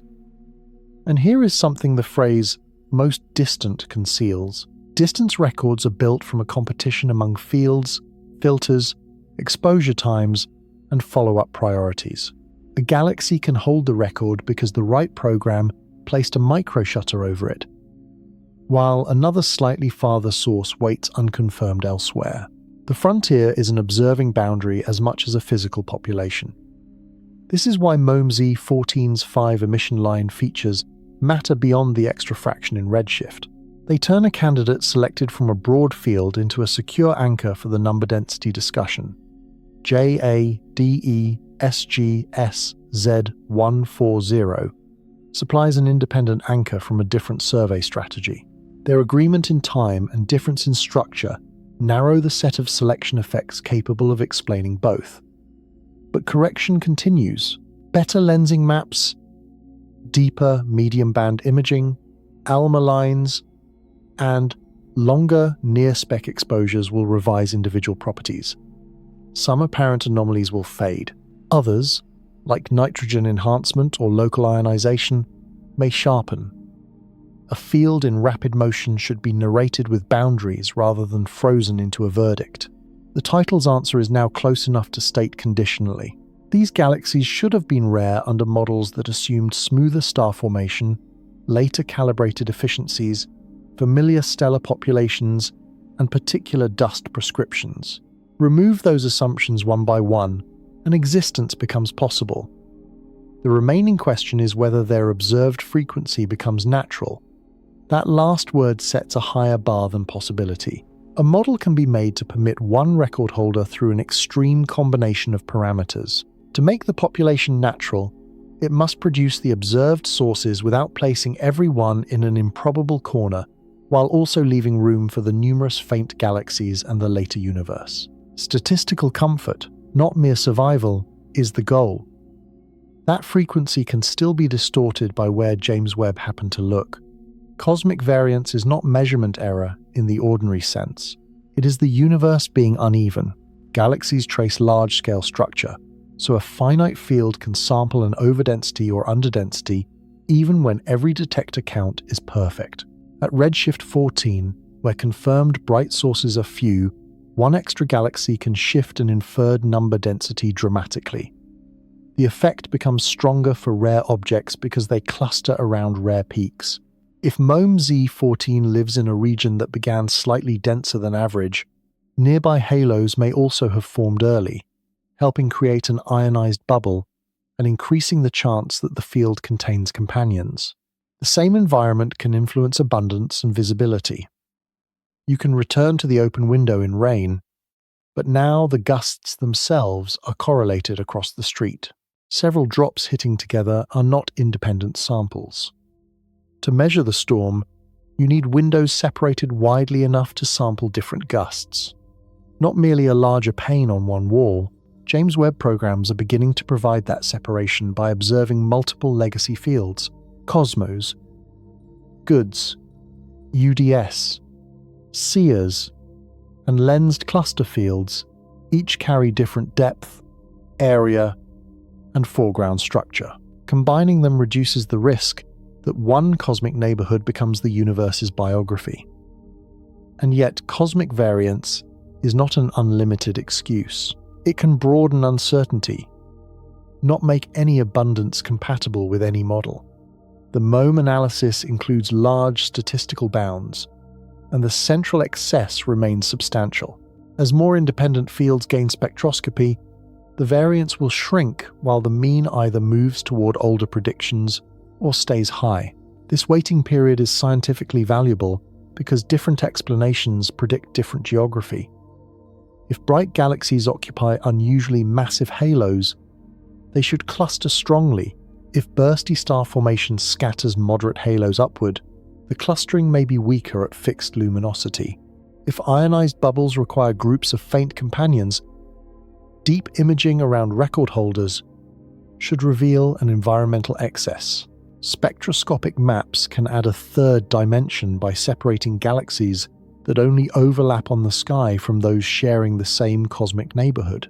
At these distances, photometric redshift uncertainties stretch structures along the line of sight.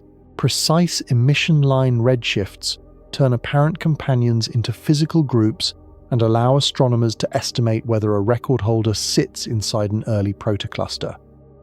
The sky therefore offers more than counts. It offers relationships between dots. James Webb can map nearby companions in deep fields, while future-wide surveys can measure clustering across volumes too large for one pointing.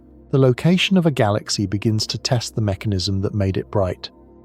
No one survey now operating can combine James Webb's depth, resolution, spectroscopy, and an enormous field of view. The next major step belongs to an observatory designed to trade some depth for a panoramic census. Independent fields also reveal whether unusual chemistry follows environment. If nitrogen-rich compact galaxies cluster in overdense regions, density may be a cause rather than a coincidence. If they appear everywhere, internal stellar physics gains weight. Cosmic variance becomes a signal when a property is compared with surrounding structure. The tiny windows found the surprise. A wide roof will decide how common it is. Some of James Webb's deepest views use galaxy clusters as natural telescopes. The cluster's mass bends space-time, distorting and magnifying light from galaxies far behind it. A source too faint for a blank field can be stretched into an arc or multiplied into several images, allowing astronomers to study intrinsically smaller systems during cosmic dawn. The gift comes with conditions. Magnification varies across the field and depends on a model of the foreground cluster's mass, including dark matter that cannot be seen directly. Near critical curves, a tiny error in that model can produce a large change in the inferred intrinsic brightness or size. A spectacular arc may be a modest galaxy viewed through an uncertain cosmic lens. You can picture a patterned glass held between your eye and a distant lamp. The lamp grows, splits, and bends, but recovering its original shape requires knowing every curve in the glass. Galaxy clusters are governed by gravity rather than handcrafted optics, and multiple background sources help map their distortion. Yet the reconstruction still carries uncertainty, and this is why lensed fields complement rather than replace JDES and Cosmos. Lensing reaches down the luminosity function, testing whether faint galaxies are numerous enough to supply reionization and whether their sizes and star formation rates follow the same revised relations as bright sources. Blank wide fields measure rare luminous systems without large magnification corrections. The faint population can decide among explanations for the bright excess. If star formation efficiency rises in every early halo, both faint and bright counts should shift. If stochastic bursts scatter only a fraction upward, the underlying faint reservoir may remain closer to older expectations. If a new stellar population changes ultraviolet output, spectral features may appear across luminosities. But lensing also creates a human selection effect. The most dramatic arcs receive follow-up, while ordinary magnified dots wait. Population work must account for which sources were targeted and why. A record extracted from a lens is scientifically powerful only when its magnification and selection are carried into the inference. Some of the first individual star clusters at high redshift may be accessible this way. Their compact sizes and extreme surface densities provide direct tests of the cluster-dominated formation suggested by nitrogen chemistry. A lens knot could connect the integrated spectrum of MOME Z14 to the scale on which unusual stars actually formed. No lens can create information absent from the light. It can only deliver more photons and finer apparent structure. The universe placed these foreground clusters along a few useful sightlines, and James Webb turns their gravity into part of the instrument. Repeated images created by strong lensing provide a consistency check. Each should share one intrinsic spectrum, while appearing through a different path and magnification. Agreement strengthens the reconstruction.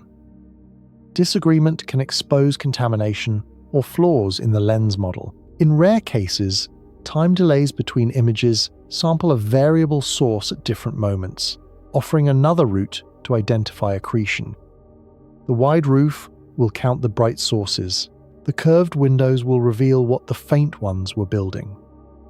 At redshift 14, the cosmic microwave background was warmer than it is today because expansion had not yet stretched its radiation as far. The background filled every galaxy with a temperature floor tens of degrees above the present value. Cold dust could not cool below that bath, and observations of faint far-infrared emission had to compete against a brighter cosmic backdrop. This detail matters whenever a non-detection of dust is translated into absence. Dust grains warmed by stars emit infrared radiation, but the telescope measures contrast between that emission and the background. As the background grows warmer, the coldest component becomes harder to distinguish. Early galaxies can contain dust that remains observationally quiet, especially when the available measurements sample only part of its spectrum. You can anchor the effect in listening to a whisper, beside a steady fan. The whisper may be unchanged, yet its contrast falls as the room grows louder. Alma removes and models backgrounds with exquisite care, but nature has already reduced the difference before the signal begins its journey, and yet the warmer background also heats the dust, shifting its emission. The net effect depends on grain temperature, composition, and how strongly young stars warm the surrounding material. Researchers therefore fit physical dust models and report limits rather than declaring that a blue galaxy contains none. The background affects gas as well. It changes the excitation and contrast of some molecular and atomic lines, influencing which cool phases are visible. Cosmic dawn is observed against a universe that was not merely younger. Its ambient radiation field was physically different. This closes another route by which later calibration can mislead. Nearby galaxies live beneath a microwave background near 3 Kelvin. MOMZ-14 lived beneath one warmer by the same expansion factor that stretches its light toward us. Applying a local relation between far infrared flux and dust mass without that correction would misread the shadow, but the CMB cannot explain the bright ultraviolet population by itself. It changes our view of obscured material and the thermal state of cold gas, not the secure ultraviolet photons already detected. Its role is subtler. It modifies the energy accounting used to decide how much starlight is hidden and how early metals condensed into grains. Future multiband ALMA observations can separate warmer and colder dust components, while James Webb measures the escaping stellar continuum. Together, they turn the galaxy into an energy balance. Light produced, light absorbed, and light re-radiated against an ancient background. The background's warmth also limits which cold clouds can be inferred from emission. A transition that stands out nearby may approach equilibrium with the background at high redshift and fade in contrast. Apparent absence can describe the observing conditions as much as the galaxy. Every cold gas comparison must carry the changing temperature of the universe. Even apparent emptiness carried heat, and every first galaxy formed inside it. The earliest shadows were warmer than the darkness around you now, and the spectra crossing those shadows contain more than dates. They are laboratories for physical conditions no nearby galaxy preserves. Your attention now leaves the record number and settles on the physical details hidden beneath it. A redshift record can be summarized by one number, but a spectrum resists that compression. The continuum slope traces stars and dust. Breaks reveal intervening hydrogen. Emission lines measure ionized gas, elemental abundances, radiation hardness, density, and sometimes motion. Each extra hour of exposure can transform a distant dot from a chronological marker into a physical environment. For MOMZ-14, the 5 ultraviolet features are faint enough that deeper spectra could revise individual strength substantially. That is not a weakness unique to this source. At the observational frontier, discovery and characterization arrive in stages.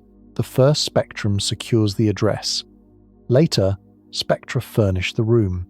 You can imagine increasing the exposure as listening longer to a distant chord. At first, only the loudest note separates from the noise. With time, harmonics emerge, and the instrument producing them becomes identifiable.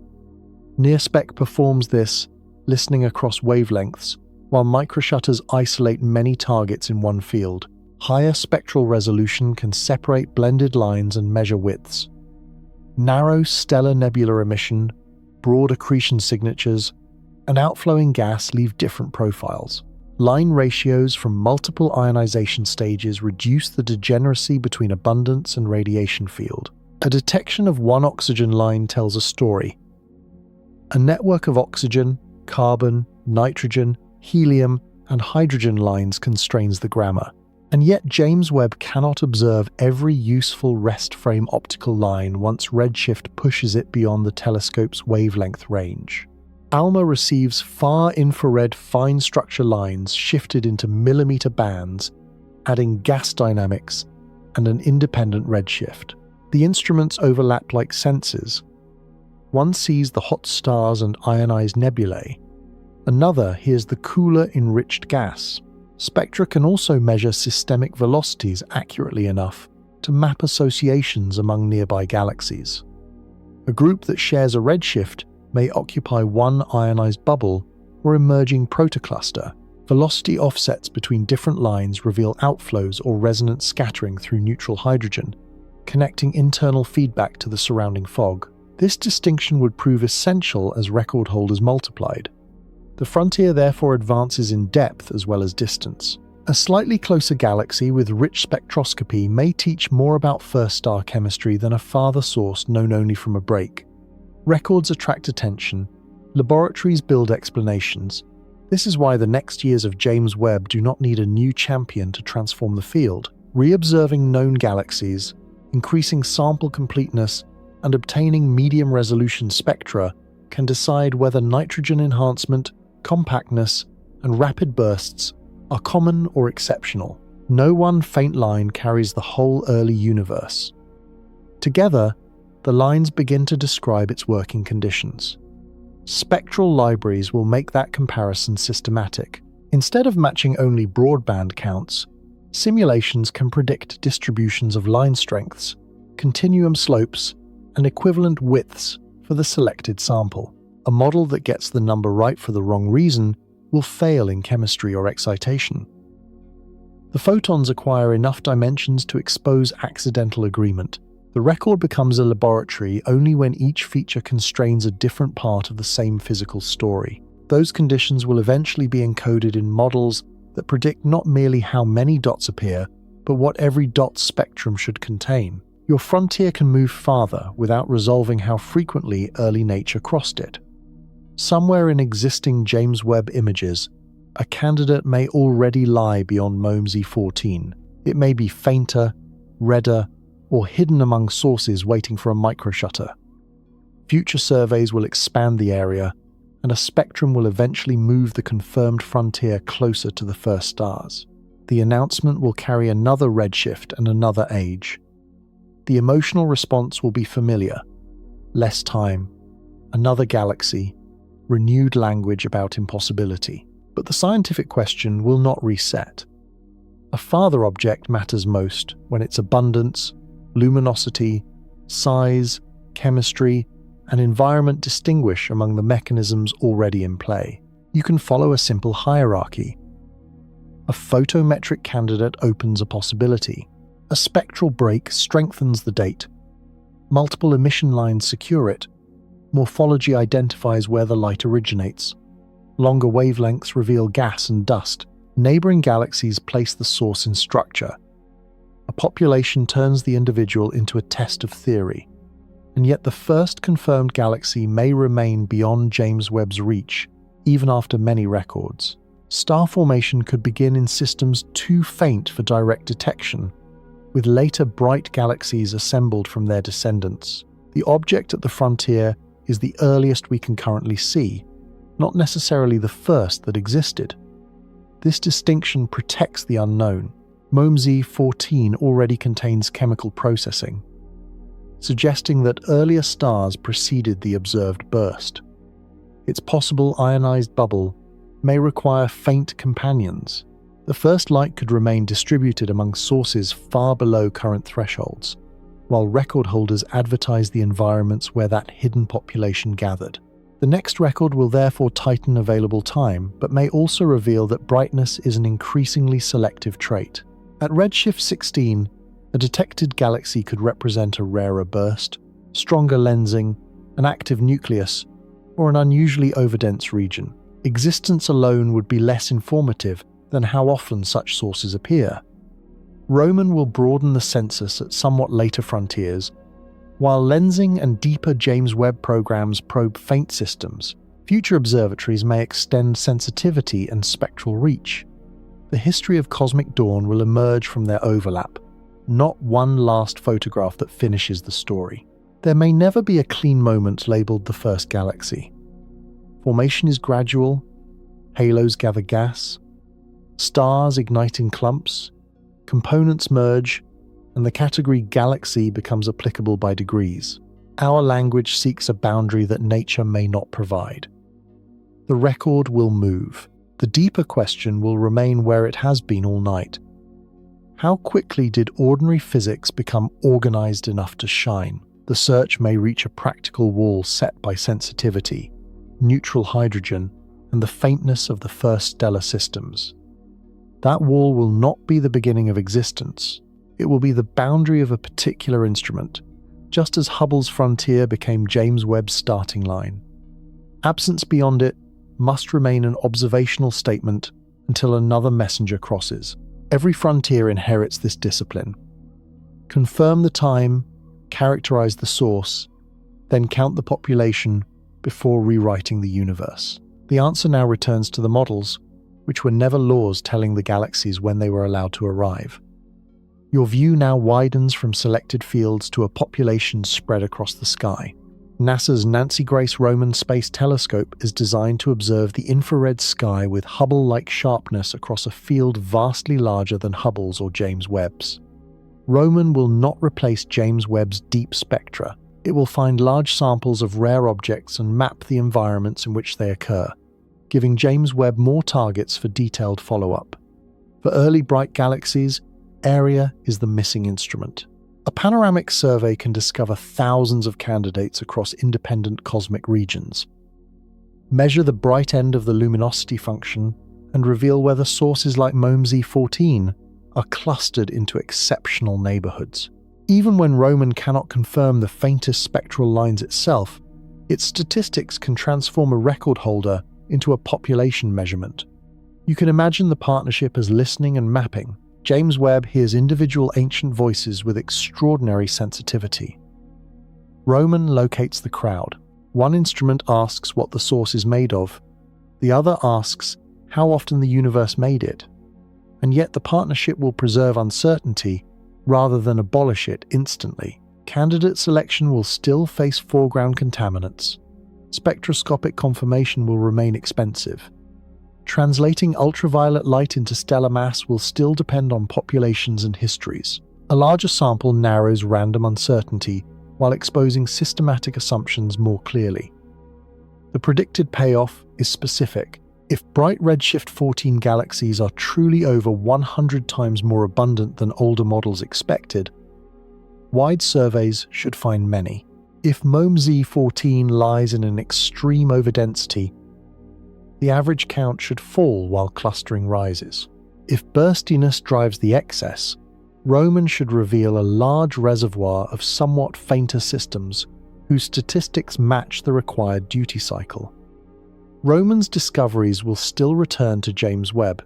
Candidate lists can be ranked by brightness, environment, and color, then fed to NearSpec for confirmation. ALMA can search for oxygen or carbon lines, and future X-ray missions may test black hole activity. The census becomes a routing system for expensive, detailed measurements, rather than an endpoint. Roman may also find luminous objects slightly earlier than MOMZ-14, shifting the distance record again. That would be visually dramatic, but scientifically secondary. The frontier will always move by small steps. The distribution behind the frontier tells us how galaxy formation works. Here the announced arc reaches its dry outcome. James Webb has already shown that the first record holders were not a fluke. Roman is likely to multiply the sample rather than restore the old emptiness. The episode has never depended on whether one named galaxy keeps a crown. It depends on the early universe having produced a bright population where our inherited models expected a rapid fade. Roman's final schedule and survey design can change, so the promise should not depend on one date or yield. The durable point is complementarity. Deep, narrow spectroscopy and wide infrared imaging attack different uncertainties. Whenever the panoramic sensors arrives, it will reduce the dominance of single objects in the argument. The telescope of the future will count what the telescope of the present taught us to recognize. By then, simulations will have made competing predictions sharp enough to fail. The most important revision may be linguistic. The models were early drafts, while the galaxies were simply early. An object cannot arrive too early for the universe that produced it. it can arrive too early for a timeline humans inferred from incomplete evidence. This distinction is the delayed thesis beneath every spectrum in our journey. The hazards to the old prediction were never independent. Denser gas shortens collapse times. Compact star formation increases interactions. Bursts lift moderate galaxies into bright samples. Young massive stars produce more ultraviolet light per unit mass. Patchy dust opens clear sightlines. Feedback both interrupts star formation and allows ionizing photons to escape. Overdense regions supply companions and shared bubbles. A black hole may add light, while revealing another channel of rapid growth. Individually, each effect offers a modest correction. Combined, they change the mapping between dark matter halo and observed brightness enough to populate James Webb's early images without requiring a galaxy to contain impossible mass. The same combination naturally predicts unusual chemistry, intense emission lines, variable morphology, and uneven reionization. And yet no final model has won. The abundance uncertainties remain broad. Stellar mass functions at cosmic dawn are unknown. Nitrogen has multiple possible sources. Active nuclei are difficult to separate from hot stars. The ionized bubble around MOMZ-14 is tentative. Some simulations reproduce the counts by emphasizing different mechanisms. This unresolved state is not an embarrassment attached to a headline.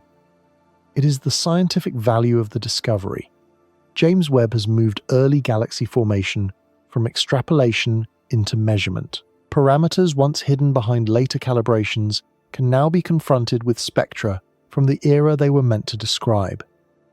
There is a philosophical restraint inside that transition. A model earns trust by surviving observations it did not use for calibration. Cosmic dawn was once almost entirely such an extrapolation. Beyond Hubble's firm reach, James Webb opened the sealed envelope. The mismatch tells us where predictive power ended, which is more useful than pretending the old curve was either sacred or worthless. You can return for a moment to the clock. Redshift sets the face. 280 million years. Ultraviolet luminosity, size, and chemistry are the hands. The old calibration said those hands should move slowly and in sequence. The observation suggests that dense early environments ran several processes together. The clock was not broken. Our reading was, that is the answer to the phrase, shouldn't exist. At the level current evidence supports, the galaxies do not violate cosmic time. They reveal that astronomers underestimated how efficiently, intermittently, and densely the first structures could turn gas into observable light. A more radical change to cosmology remains testable, but galaxy physics has not exhausted its freedom, and this conclusion carries a quiet warning for every future record. Surprise should be protected long enough to teach us, but not inflated into impossibility beyond the data.